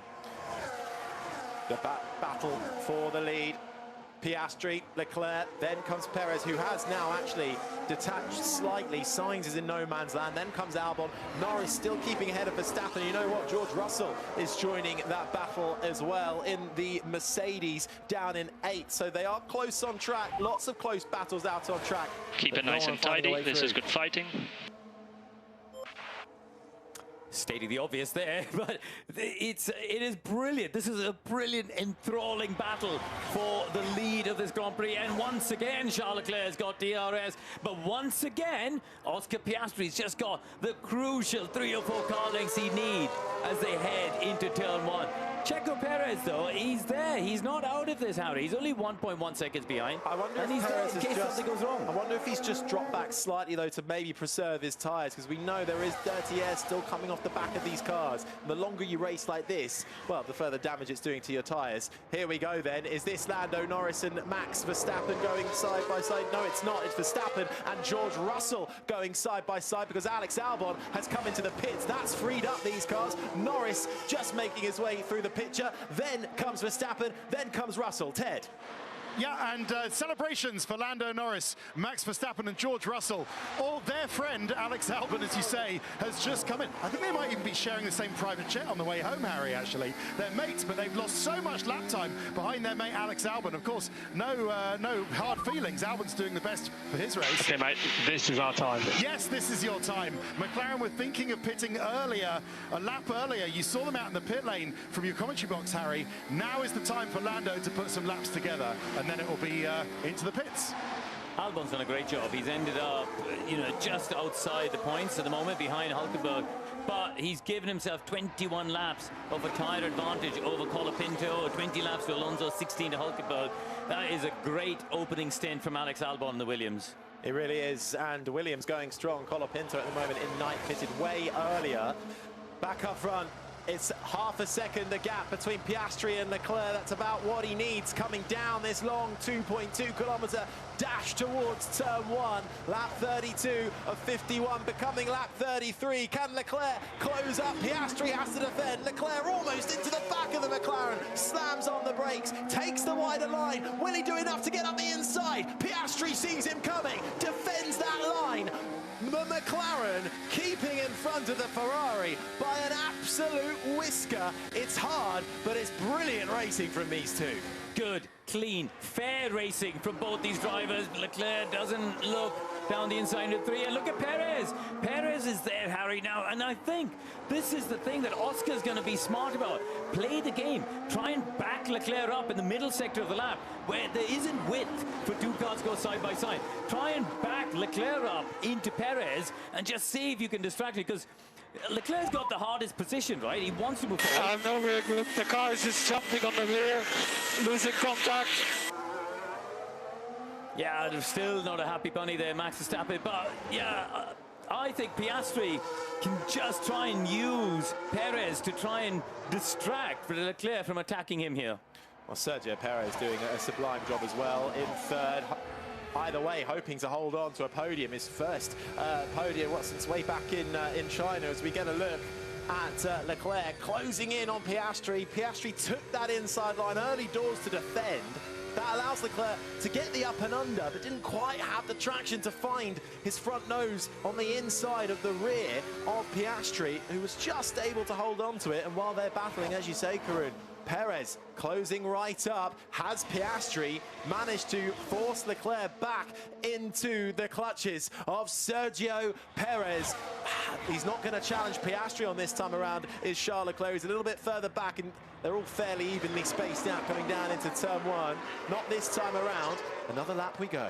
16 laps to go, 17 laps to go actually in this Grand Prix. 2/3 distance got over and done with. Now the pace at the front is still super strong. A 48.4 for Piastri last time around. So Norris, remember we heard Will Joseph say, this is your time? Well, he's done a personal best of a 47.9 as Russell now gets past a very unhappy Max Verstappen. And this is not good news for Verstappen's World Championship aspirations, because yes, Norris is probably going to finish behind him, but he still needs all the points he can get at every opportunity here. And Norris, last time round, a 47.9. And just looking at the gap between him and saying to Hulkenberg, he is now pulled, what is it, 8-9 tenths on Alonso on the last lap, and 1.4 seconds on Colapinto. So this McLaren strategy of having some free air and extending the stint is finally starting to work. Lap 34. And George Russell managing to get through on Max Verstappen, as we just saw, rubbing salt into the wounds of Max Verstappen, who, well, hasn't had a win since back. You've got to go back to Spain for a Grand Prix win for Verstappen, and right now he's fighting down in 7th place. How things change 6 months on from a dominant display in Bahrain, Saudi Arabia, to where we are at now. We all want to see brilliant, epic racing. That's what we're getting. But you have to ask questions at how a team can change and lose performance so quickly within a season, as we go back up front towards turn one.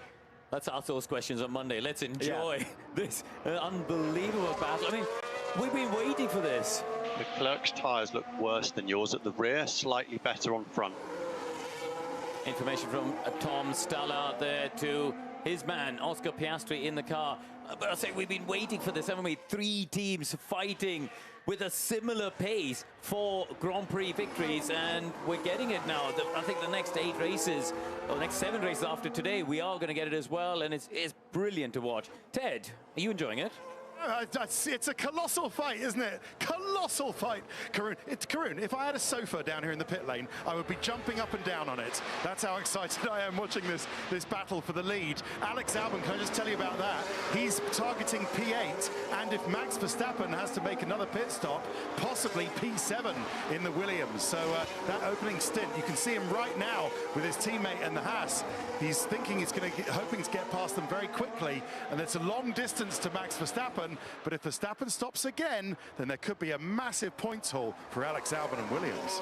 Yeah, they've got the opportunity to play a bit of a team game here. Albon under braking right up to the rear of Nico Hulkenberg. Colapinto with another sterling drive, it has to be said, keeping it nice and clean. Started within the top 10. Williams electing to split their strategies. Colapinto pitting very early indeed, and he could well try and hold up Hulkenberg and push him back into his teammate Albon, but he doesn't want to let Alonso escape up the road too far. Fantastic battle for the final points paying positions. Norris has done a fantastic job. 47.5, again a personal best, and he's now got 21 seconds to Alonso. So in another lap or 2, he would have crucially cleared Alonso and Colapinto. Charles Leclerc right on board with the Monegasque.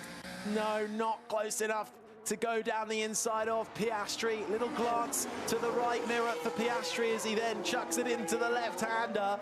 And this is what it would do for the Drivers' Championship, when Piastri could be looking at picking up 26. Come on, Charles, keep it up.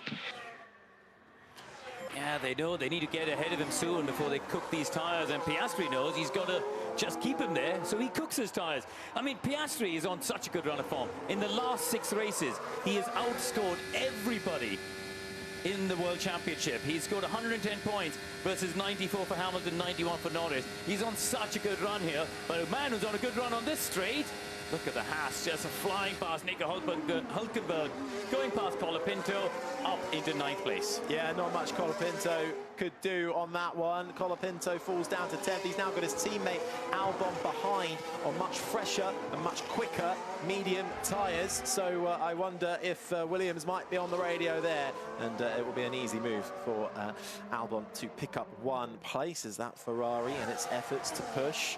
Charles Leclerc just losing the rear end there. Oh, smoke coming off. Look at the tyre marks he's left on the curb. And that might well bring a smile to the likes of Sergio Perez. I just wonder if Perez is playing a bit of a blinder here. Yellow flag in sector 1. At the moment, Gasly, Ricciardo and Ocon are all in there, so it's gone back green. I just wonder if Perez is playing a good game here. Oh, they're calling him to box opposite McLaren. So basically, if Oscar stays out, then you pit. Is this a dummy call? It is a dummy call. So there's a bit of gamesmanship going on because, of course, the teams all listen to each other's radio messages.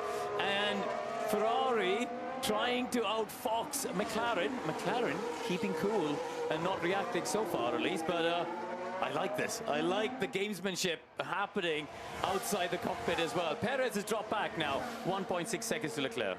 Is that purely down to pace, do we think, or is he just trying to let these two perhaps race it out in front, cook their tyres, maybe make a mistake, and then Perez could reap the rewards? Because there's no point in being right on the back of that pack. If you can't find a way through, you'll just chew up your tyres and get a whole heap of dirty air onto them. So I just wonder what Perez and Red Bull do there in terms of playing that game.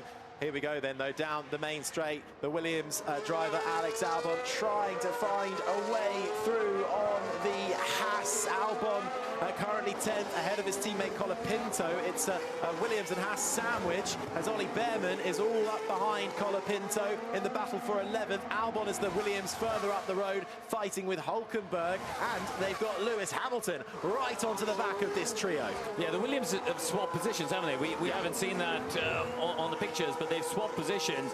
So Hülkenberg now 9th, Albon in 10th, and they've got this, it's sort of a double burger, shall we say, of the Haas cars as the buns and the two Williamses as the meat in the middle.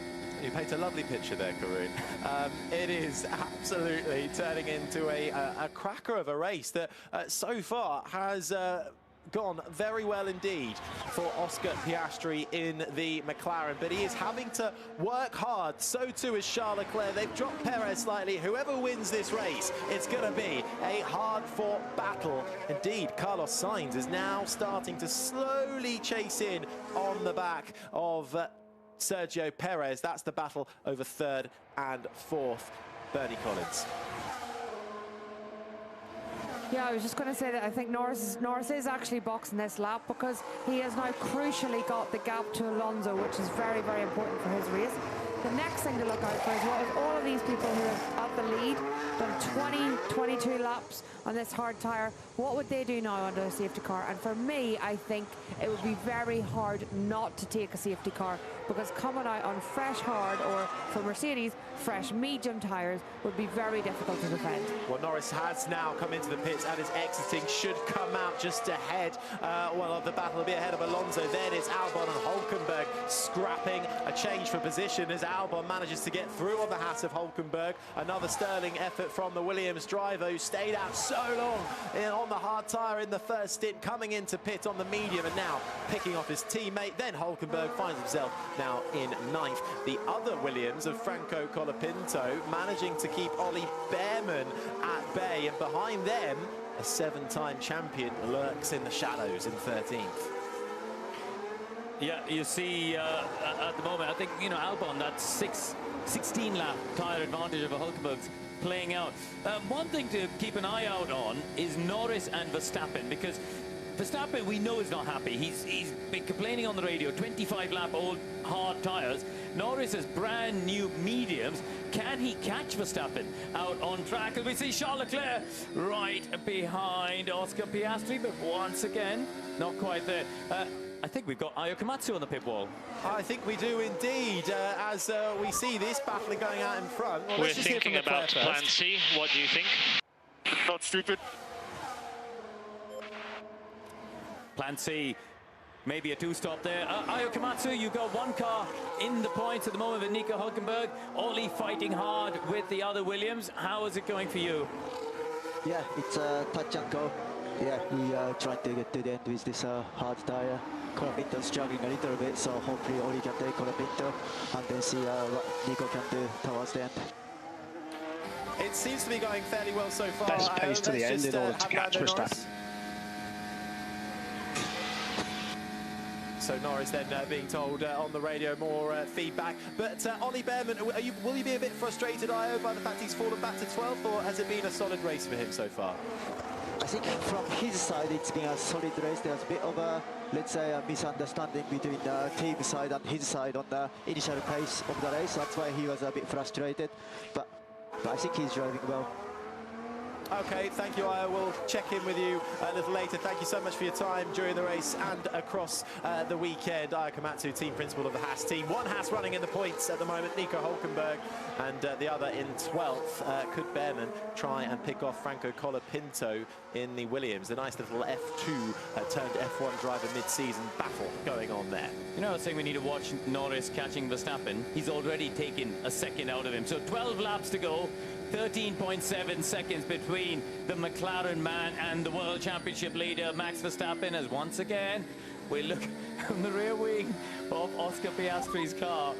Or the rear engine cover. But just the struggle. Copy, keep it up.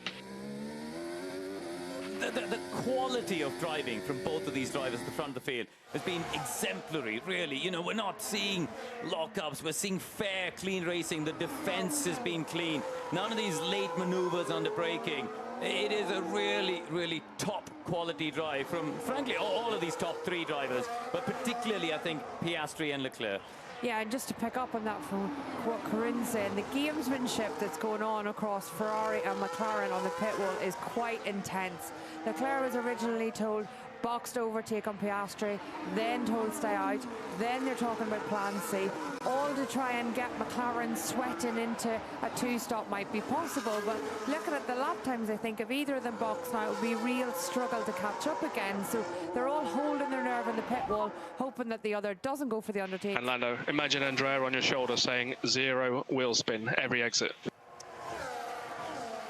Bernie, I want to come back to you and ask about the gamesmanship, because you've been on that pit wall. How much do you have to believe in what you are doing in your plan versus getting sucked into the games and potential strategies that the rivals are throwing at you? It's very difficult. You need to know your competitor. You know, we have learnt now, race on race, when McLaren says the box to overtake, as they did on Norris against Albon, when they say it very early in the lap, it's probably a little fib, and they probably don't mean it. I think Leclerc is close here, closer and closer on Piastri. Here we go then, as it starts lap 41. Piastri has to move to defend from Charles Leclerc, who will once again have to take that wider racing line, feeding out through turn 1. A short gasp down to the next braking zone of turn 2. He's not alongside, but he will get the DRS. Will Charles Leclerc coming out of the corner on the traction, but Piastri is able just to get a lovely exit out of turn 2, holds Leclerc at bay. Piastri and Tom Stoddard, his engineer, will be counting down now. 9 more opportunities into turn 1. We've got 10 laps to go. He's survived turn 1 on this time. 9 more opportunities. He's got to survive through turn 1 and defend from Charles Leclerc. Norris now 12 seconds behind Max Verstappen, continuing to take chunks out of his time. Verstappen 6th, Norris 7th. Remember, Norris started all the way down in 15th position. Crucial to try and at least finish ahead of his championship rival this weekend, as we just see him going side by side down into turn 1. That's the Haas of Ollie Behrman and the Mercedes of Lewis Hamilton, who finally gets through on Behrman. Had to force the effort, but Hamilton up into 12th. Behrman now down to 13th. Ted. It's really getting interesting on the McLaren pit wall. Andrea Stella just a moment ago got out of his seat, was talking to the sporting director, Randy Singh, just seeing what's going on the race trace. They seem comfortable enough, but let's not forget the story, Harry, coming in to this weekend. McLaren were mugged in Monza, weren't they? By Ferrari, by Charles Leclerc, who stayed out brilliantly and won the race. McLaren want a bit of revenge here on Ferrari, and so well motivated to try and stay ahead. But Ferrari would love to do 2 in a row. Here we go, it's turn 1 again. It's payback time for McLaren, or is it 10 laps to go? Closing up under braking, Leclerc getting oh so close for the man before this race, who stuck it on pole 3 times consecutively, but still hasn't been able to taste the champagne on the top step of the podium. Can see his first Baku win. The only problem is there's a McLaren preventing him from taking that top spot. Piastri driving sublimely, so too Charles Leclerc. Perez is having a much improved race and is still within this fight, ebbing and flowing. Is that Red Bull? And you know what? Carlos Sainz isn't too far down the road either in the other Ferrari. Here's the replay. This was Piastri's turn to get on that curve, and Leclerc follows him. Look how hard they're pushing. It's beautiful to watch the controlled aggression from these drivers. They're having to work so hard and concentrate. The low sun now will start to be a factor. The shadows, you've got the walls close by. And actually through that section, you've got the sun in your eye. We heard Max Verstappen in practice complaining. It was so difficult to even see the circuit. But Piastri now, 8 more attempts for Charles Leclerc into turn 1. So far, at the moment, I think, if anything, Perez looks like he's got the bit between his teeth on this lap and is maybe edging up towards Leclerc rather than Leclerc edging up towards Piastri. 3-way battle for the win. Yes, please. Norris, 9.4 seconds behind Max Verstappen now. He is pushing to try and also get that fastest lap point, which he does have at the moment, going to the man currently second in the Drivers' Championship. Down to turn 1 we go. Not this time. Once again, Piastri holds on. Leclerc in second, and Perez just starting to come back at the no. And while they fight, Carlos Sainz is really just starting to loom in the mirrors slightly. He can see this battle up in front. There's not many laps to go. Sainz might well and try and play a factor here and see if he can either help his teammate out and distract Perez and pick him off, or indeed find himself onto a podium position. Carlos Sainz, who has never actually finished on the podium here. 5th place twice for Carlos Sainz over the years, but as they battle, the other Ferrari comes closer and closer. Well, let's not forget that coming into this weekend, Ferrari were only 39 points behind Red Bull in the Constructors' World Championship, and they've got 2 of their cars in the top 4. They would dearly like for Charles Leclerc to win this Grand Prix, of course, but in terms of the Constructors' table, this is a good haul of points for Ferrari. They'll get 30, McLaren will get 32 and take over the lead of the Constructors' Championship by 1 point from Red Bull if the race finishes in this order. But the top 3... This back marker's coming up. It's going to get messy. I was going to say the top 3 are starting to catch back markers. They're back on cue, hearing the message from the Red Bull pit wall. And this could add another element of spice to the final 8 laps. Hold on to your hats, and if you don't have one, go and get one and then hold on to it. Joe, Bottas, Stroll and Ocon are all just ahead of our leading pack. Oscar Piastri leads the Azerbaijan Grand Prix. Charles Leclerc chasing him down in second. Sergio Perez back on form and in the fight. And Carlos Sainz in the second Ferrari closing in on them all. But traffic is approaching as we head into the closing stages of this fantastic Grand Prix held here at the Baku Street Circuit. Sublime racing from all of our drivers, but particularly the top 3 in this race. Leclerc still not near enough. Time's ticking, Karun. That's another chance gone. Here comes riding on board with Perez. He's sort of... It feels like Perez has these really quick laps where he gets close, but almost needs to be using a lot of the battery and a lot of the energy in order to do that, and then he drops away. So in terms of the ultimate pace, in terms of consistent ultimate pace, it doesn't quite seem to have the same pace as the 2 cars in front. He's sort of there in case something happens to, you know, in the battle between them, or they go wide and make contact, but not quite got the last couple of tenths. Just outside of the top 5, kind of on his own, is George Russell. having a race of his own in that Mercedes. The other Mercedes, Hamilton, not even in the points. He's right on the back of Colapinto, though, within a second of the second Williams, but that would only get him 11th. So it's been a bit of a race to forget for Lewis Hamilton outside of the points. Closing still is Lando Norris on Max Verstappen, but is he closing quick enough, though? We're running out of lap time, and he is 6.5 seconds behind his championship rival as we come out of turn 16 and begin the 2.2 kilometers that see us go all the way to the turn 1 braking zone. And this, the battle for the lead. Piastri and Leclerc have dropped Perez slightly as they arc their way through the quick kinks that lead us out onto the straight, and the sun absolutely sublime, shining off of these two cars down towards turn 1. Leclerc trying to have a look. Piastri not being forced to defend that inside line, holds the racing line, but Leclerc applying the pressure once more. The braking zone comes for turn 2. The next DRS zone comes as well, and for Leclerc the rear wing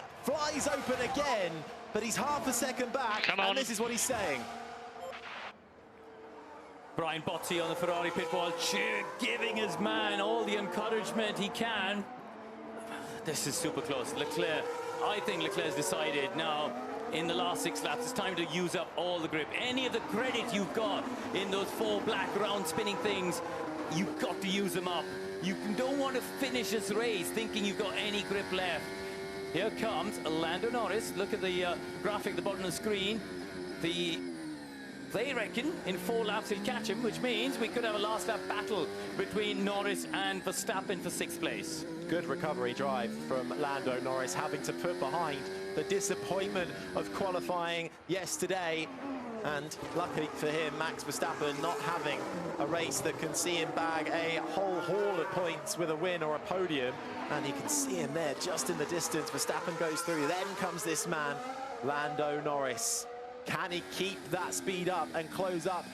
But before the end of the race, he'll get the extra point if he can hold on to it. Will Lando Norris with the fastest lap at the moment. Leclerc back on board with him, looking a little bit squirrely, Karun. Yeah, again, just a bit of power oversteers. He put the power down out of 16 in the rear of the car, squirming around. Piastri moves over to the right, gently over to the left, then back over to the right, just trying to break the toe, trying to make that hole in the air for Leclerc a little bit more unpredictable, so he doesn't quite get the toe.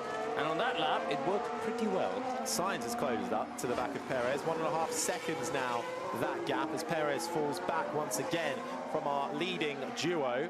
Leclerc still chasing Piastri, just outside of the points paying positions. Hulkenberg's holding on to that P10 at the moment. Colapinto keeping ahead of Lewis Hamilton, 11th and 12th, and then comes Ollie Behrman in his second Grand Prix with the Haas team this time around. What's happened to Piastri? Understeer on the way in, just push the front end through that apex. Does he kiss the wall?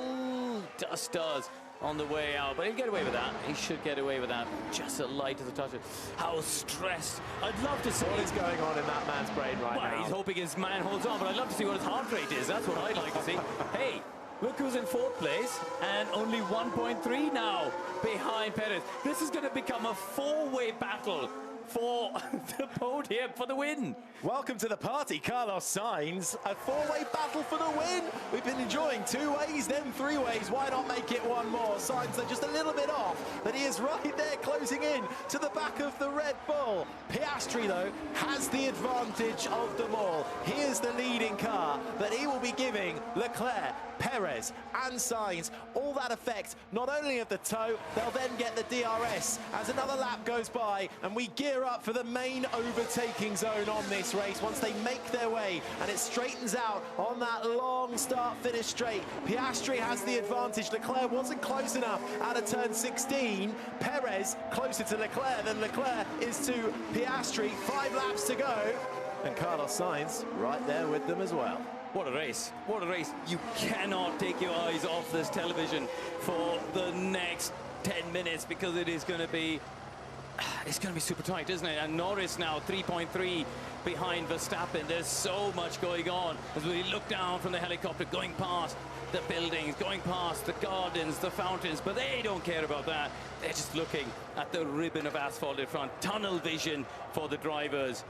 Lance Stroll into the pits to retire with a brake issue. So a miserable day for him. Started with a puncture on the opening lap, has come to an end.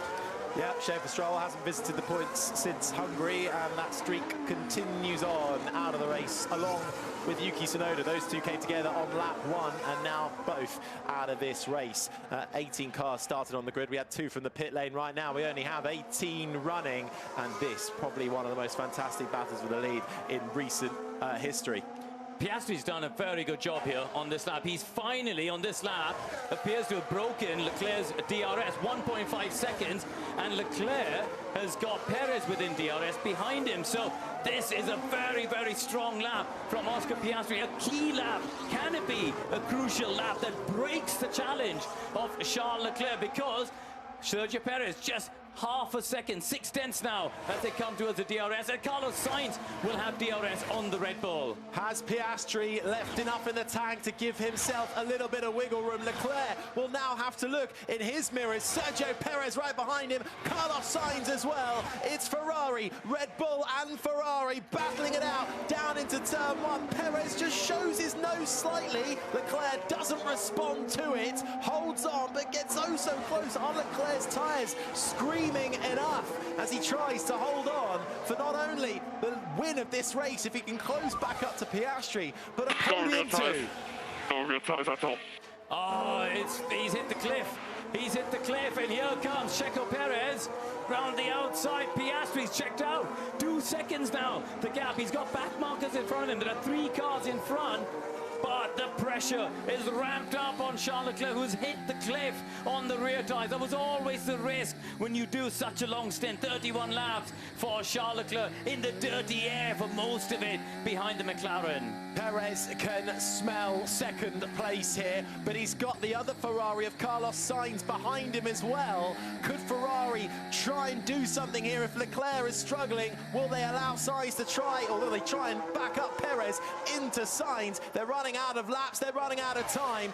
In the meantime, Oscar Piastri with a gap of now over 2 seconds. Piastri can see the light at the end of the tunnel. Leclerc trying to hold on desperately to any life he's got left in these tyres. It's the exit of turn 16 that we'll watch. Leclerc's going to try and back Perez up into Sainz, just as Piastri was doing to him earlier. Leclerc's going to try and use Sainz to distract Perez, but I think on this lap, the Red Bull could be close enough. This is going to be a problem for Leclerc, and he knows it. Just moves across aggressively to the right-hand side. Perez follows him, but this could be tricky for him at turn 1. Norris is within a second of Verstappen as well over the battle for 6th and 7th, but with 3 laps to go then, Piastri seems to be clearing the way, and down into turn 1, can Leclerc hold Perez off, push him back into his teammate Sainz? We've gone from a battle for the lead, a 4-way battle, to a 3-way battle for 2nd place. Here's Lando Norris on board the McLaren, trying to get past his championship rival, both with weekends they might not want to forget. Norris through on Verstappen, on his championship rival. What a comeback for Lando Norris. He'll get the extra point if he can hold on to it for fastest lap 2, but Verstappen's day goes from bad to worse as he sees his title rival sweep round and up into 6th. Right, Perez now all over the back of the Ferrari man. He's going to have 2 more opportunities into turn 1. Lando Norris will score 9 points because he's still got the fastest lap of this race by some margin over anybody else, a 45.2. So that should be pretty comfortable for him. And now it's just a case of get to the flag. That is definitely not the case for these 3 cars here. Piastri has checked out 3.4 seconds. Fantastic drive from the young 23-year-old who soaked up the pressure brilliantly. Not even a hint of a lockup. And he's now got 3.5 seconds and 2 laps between him and his 2nd Grand Prix victory. Charles Leclerc under massive pressure here, Harry. They've got the back marker, which could help Leclerc out with a bit of a tow, though. Here we go. Leclerc just getting on to the dusty part of the track. It's been dusty all weekend long. Huge speeds, getting up to well over 310 kilometers an hour. The DRS line will come. Is the writing on the wall for Charles Leclerc, who will defend for as long as he can. Perez in the Red Bull moves to the outside, forces his way around, but Leclerc's not having any of it. Forces Perez out wide, and that makes of dream work for Ferrari, and Sainz gets up into the podium places, but now Perez coming back, and there's contact between Perez and Sainz into the wall. Disaster for Ferrari and Red Bull. It all happens in the blink of an eye, but that is a massive, massive shift in this race. In the dying stages, Sainz and Perez out. Wow, I think Perez feels really aggrieved there. Norris is up into fourth, Russell into third. Verstappen, by the way, pitted at that point. I think they're going to have to call the safety car and finish this race probably under the safety car. So we'll get a replay of it, I'm sure, but I think Perez probably feels, here we go. This was, first of all, Sergio Perez in the slipstream behind Charles Leclerc. He got a very, very good run. The Sauber got out of the way, so Leclerc didn't have that slipstream. Perez got it front. Leclerc came back at him down the inside. No contact there, but Perez lost momentum. Sainz got it front. Now, at this point, here, Sainz had a sniff around the outside of Perez. Ended up on the dirty part of the track on the outside. Now watch. Does he move over on the left? I feel like he moves slightly left and Perez moves slightly right, just looking from the helicopter. We need to slow it down maybe on the skypad later, but it did feel like the two cars were both moving. You see what did, man? What the is he crazy or what? Idiot. You have to feel slightly for Sergio Perez in that occasion. Let's watch it here. So here's Sainz, flip to the wall on the right. What happened there? What happened? Are you okay? Yeah, but I don't get it.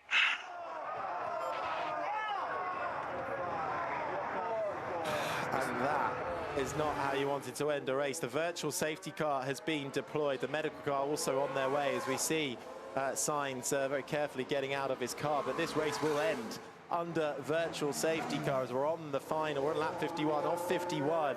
Yeah, you feel for both of them. You feel for Perez, who is having a brilliant race. What that does is it puts Russell up into the final podium spot. Lando Norris, having started down in 15th, up into 4th. Then comes Verstappen behind. Alonso is 6th. And hello to Williams. Albon 7th. Colapinto up into 8th. Behrman is now up into the top 10 as we wait for the checkered flag to fly for Oscar Piastri, who will seal the win, but we didn't think it would quite be in this way after looking at some absolutely epic battling up and down the field, but particularly in that battle for the win. But you have to say, for Oscar Piastri, he was driving absolutely sublimely all race long. He's no longer the next big star coming into F1. The star has well and truly arrived. With that drive today, there were question marks in Budapest with the team order thing. It took the shine off his victory there. Some people felt he didn't deserve that because of the way the team swapped it around. There is absolutely no doubt, or can be no doubt, in anybody's mind that Oscar Piastri deserved that victory today. 100%. Perfect drive. Made the move happen. Aggressive overtaking move from 3 car lengths behind Harry. And he's on his way now to take the checkered flag. Managed by former Formula One driver Mark Webber, who famously said, not bad for a number 2 driver. Now looking out for Oscar Piastri, absolutely not a number 2 driver. He has had this race from start to finish, had to fight for it though, with Leclerc starting on pole position. It's not the way he would want to end the race, but it is the view he would like, as the checkered flag will wait for Oscar Piastri, who will stand on the top step here in Baku. Oscar Piastri wins the Azerbaijan Grand Prix. It's the Aussie on top in Baku, with Charles Leclerc once again having to settle for not the top spots from pole position. He's yet again not able to convert it to a race win. His tyres dead at the end, but he holds on to second, with that huge incident between Sainz and Perez securing Leclerc's second. And George Russell, once again, it might not be the top spot like in Austria, but when 2 cars ahead take each other out, it's Russell who benefits onto the podium for the man we didn't really see much of in this race, in his own race. Russell in 3rd, and what a comeback for McLaren. and Lando Norris, who now, with Lando Norris finishing in 4th, take over the lead of the Constructors' Championship. McLaren now lead the way in the fight with Red Bull. Yeah, boy. Lovely.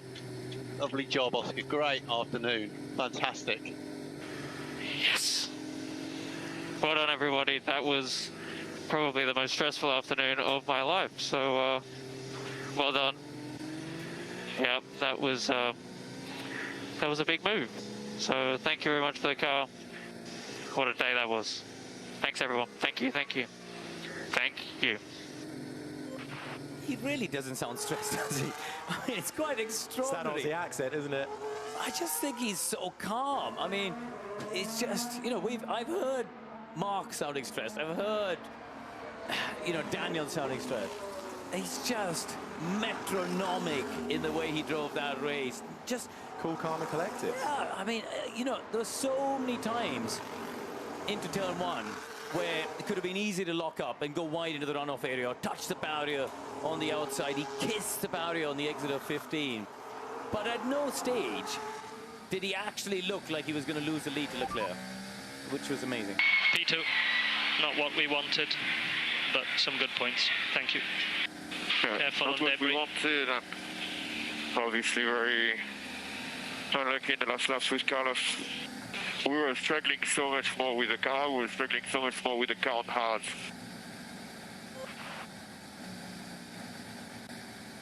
Well, we heard it during the race. Charles Leclerc and his tyres battling all race long, just giving up the ghost with a couple of laps to go. But in a cruel twist of fate for the Ferrari team, Sainz crashing into Perez secured Leclerc really in second place, holding on to that. George Russell in 3rd.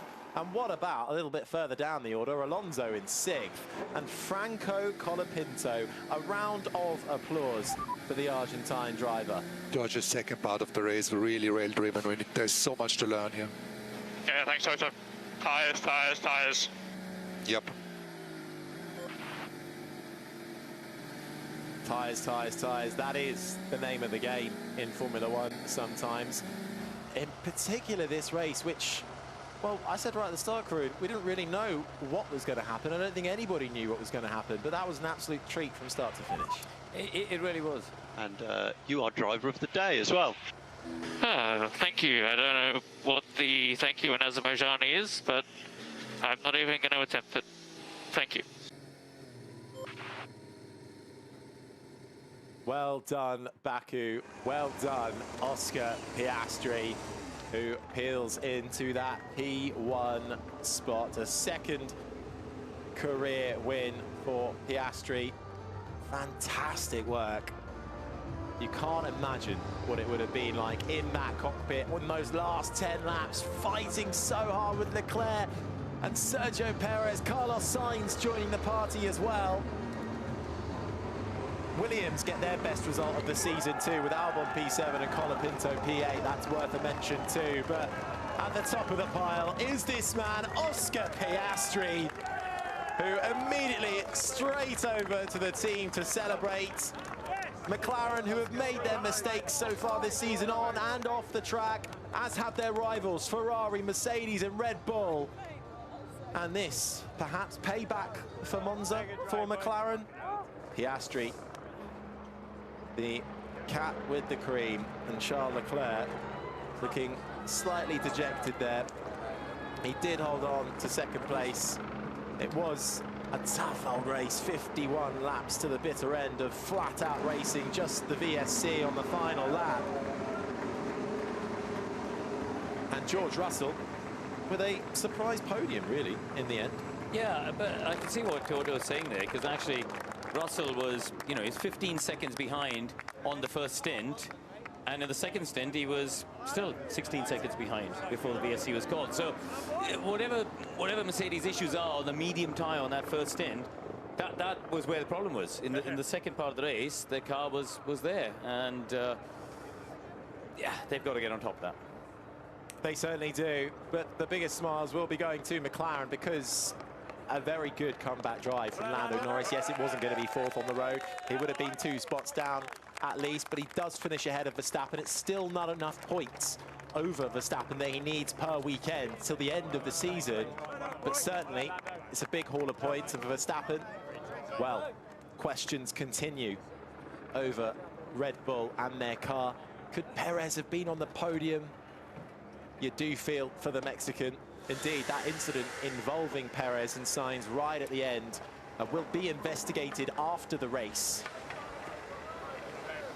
Lando going over to congratulate Oscar's mechanics, and you can see just what it means to the mechanics and the team. You know, they work incredibly long hours to put these two cars together and put it on the track. And you know, George Russell there, another podium, obviously fortuitous in a way that obviously the accident between Perez and Sainz, but he was there to inherit it.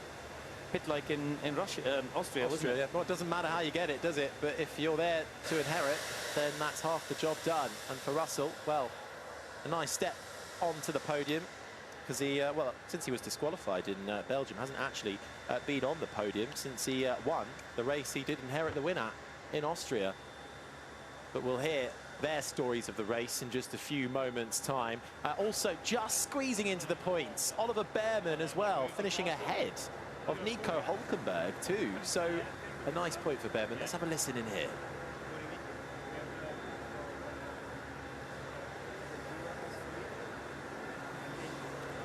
Carlos in the end, exit entry of turn 2 was on the outside of me. And then he was on the outside, so I think he struggled rotating the car. And then they were like this, and I don't know. So just, I think it looked like George was asking just what happened there. Tom Stallard, a very, very happy man. Olympic silver medalist, of course, in the rowing, and so he, you know, he's used to winning trophies in his own sporting career, but looks like he's going to be sent up to the podium to collect the trophy today, along with Oscar Piastri, his driver, and they've got a fantastic relationship, Tom and Oscar. They've really, really worked well together over the last 18 months. They've been at some tricky times, and it looks like Günther Steiner is going to be ready to talk to the top three. Yeah, let's hear from them with George Russell starting. George, congratulations, fantastic job. How surprised are you to be here on the podium today? Yeah, definitely surprised. Glad to see Carlos and Checo was okay, but yeah, I think there was so much hard work this weekend for everybody in the team. There was engine changes on my side, engine changes for Lewis, so much going on. Everybody was working so hard. And we had a really bad start to the race. I was dropping off a lot. But on the hard tyre, I think we were one of the quickest out there, and that was great. Got past Max. So an added bonus to stand on the podium. What was the most difficult moment for you in the race? Because as you said, you felt... Driving full gas into a wall of carbon fiber on the penultimate lap. I mean, that was pretty crazy. The sun was coming down. You couldn't see anything. I was shocked the safety car or VSC didn't come out sooner. You know, it was the car could have been anywhere. So, as I said, glad to see everybody was okay. It was a long old race, and glad to be on the podium. Yeah, absolutely. Glad for the whole team that you get on the podium. And I think we now have got 4 manufacturers which can go for the podium. Do you think you can keep in there for the next races? I mean, we got to be realistic still. We should have finished 5th today. That was the true result. Obviously, with Lando's qualifying yesterday, he probably would have been up there as well. So I don't want to get carried away with ourselves with this podium today. We've got a lot of work to do. Hopefully Singapore's a slightly better weekend. Thanks a lot, George, and all the best. Enjoy it. Charles, congratulations. Again, a podium, a very tough race for you, obviously, but it's a 2nd place. So when did you realize that you really cannot get him? I think as soon as we put the hard tires on the medium, we were very competitive and the car felt good. Unfortunately, we didn't do any high fuel running on my side in FP1, FP2, and we went for a setup direction that maybe in the race was a bit more difficult to manage, especially on the hard tires. I was really struggling to just keep those rear tires, and towards the end, I really thought that, yeah, in 1 corner or 2, I thought that I would put it in the wall. It was very close, but second. Today, McLaren and Oscar have done an exceptional job and have been better than us. It's obviously a huge shame for Carlos in the last lap, but hopefully everybody is okay. But yeah, not obviously not a great day for the team. Yeah, but you had a big fight and you were fighting hard out there. How enjoyable was that? You know, to be there, to be possible to win. Obviously you didn't in the end, but how enjoyable is that? Oh, it is enjoyable because you've got many opportunities every laps. I think maybe McLaren was had a little bit less downforce, so in the straights they were very quick. In the corners we were a bit quicker, but at the end I thought that when Oscar overtook me, I was like, okay, then now it's just a matter of staying calm, trying to keep those tires and overtake him again later on. But actually it was a lot more difficult than that, and in the straights I couldn't get as close as I wanted. And yeah, and eventually, to be honest, we lost the race where I didn't quite defend as well as I should have at the end of the straight. But it's the way it is. Sometimes you do mistakes, and I'll learn from it. It was still perfect job, Charles. Congratulations, and on to the next one. Thank you. Thank you, Ron.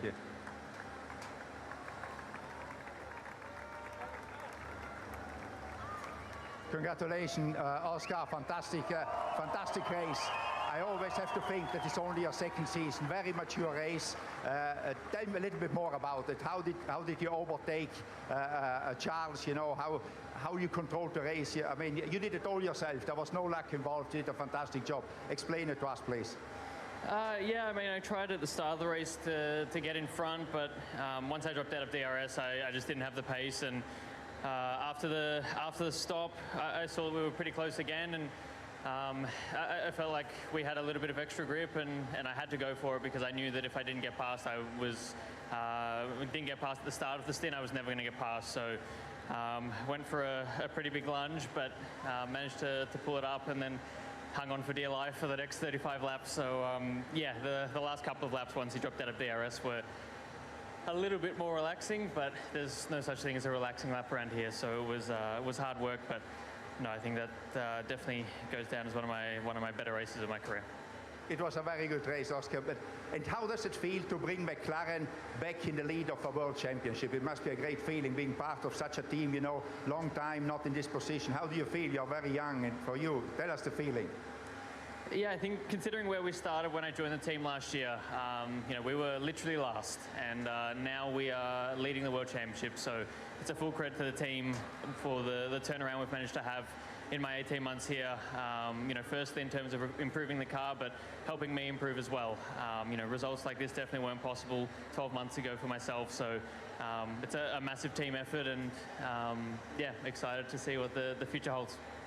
Congratulations again, and see you next weekend in Singapore. For sure, you're all excited about that one. It's closer to home, and I'm sure you will do a good race there. Congratulations, Oscar. Congratulations to you and the whole McLaren team. See you in Singapore. Thank you.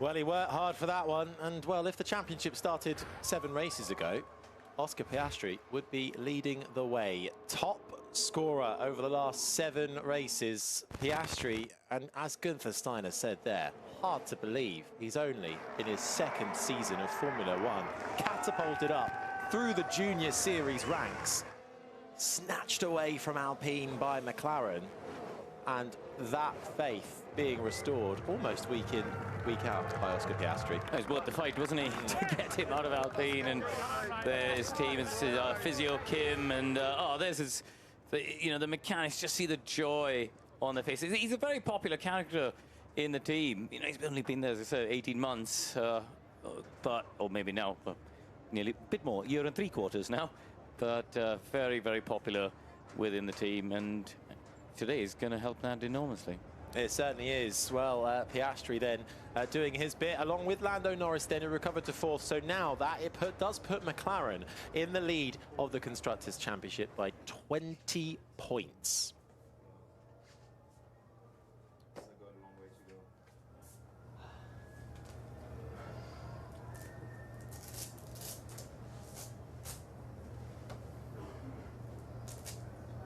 All quiet in the cool-down room then. Nobody quite wanting to speak here. So at this time, we say goodbye to our viewers on Sky Sports Main Event. Thank you for your company.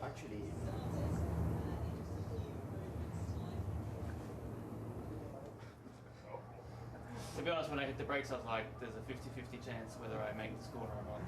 Yeah, it just broke at the way I was braking normally. I saw you going in, so I was like, he's not going to release the brakes. And then I was like, I'll just let him go and take the DRS and try to overtake you, and that never happened. So. To be honest, there was about 10 laps where I thought it was going to happen, so I was pretty afraid. But once I got clean air, I was like, okay, maybe my life will be a bit easier now, but... Oh, look at that. I told you.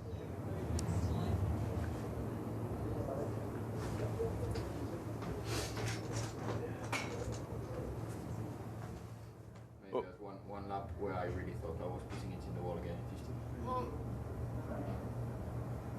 That's another great corner. Is your back destroyed? No. Yours? Oh, look. My feet hurt. Your feet? My feet hurt. Yeah, pushing the gas. What? Oh, just a crash. Oh.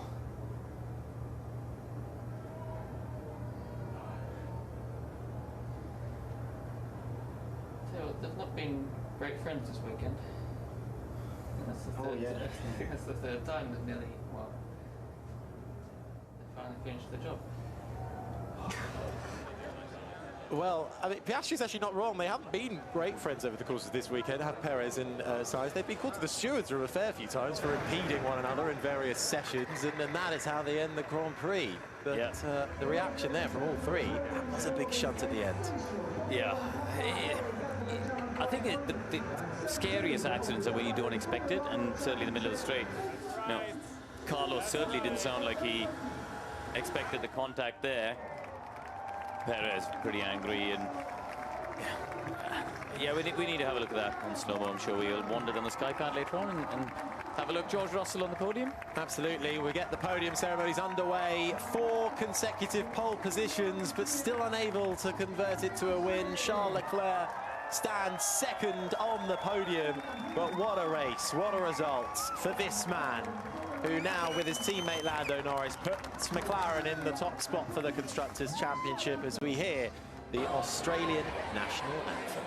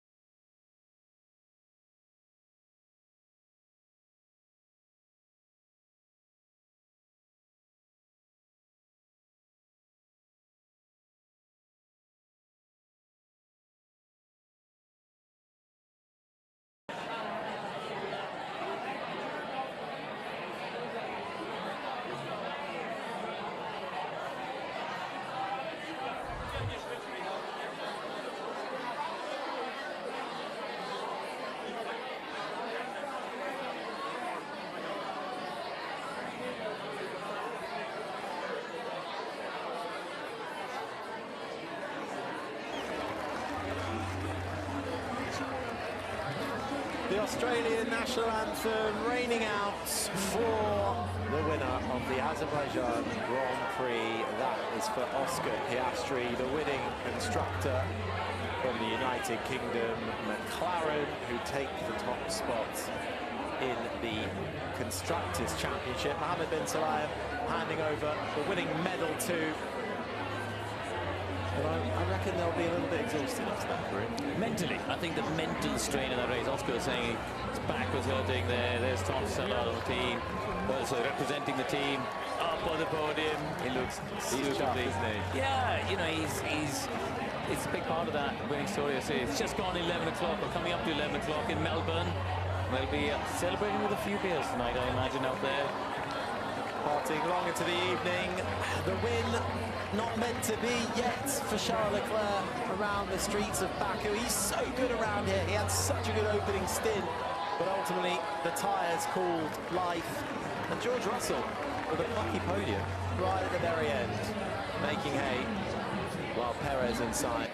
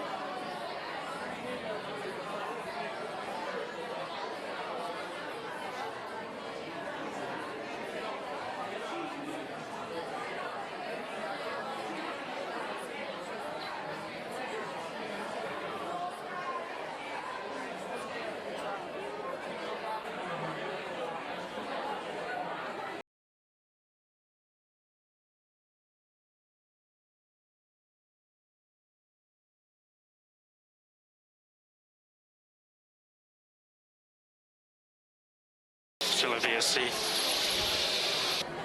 Yep.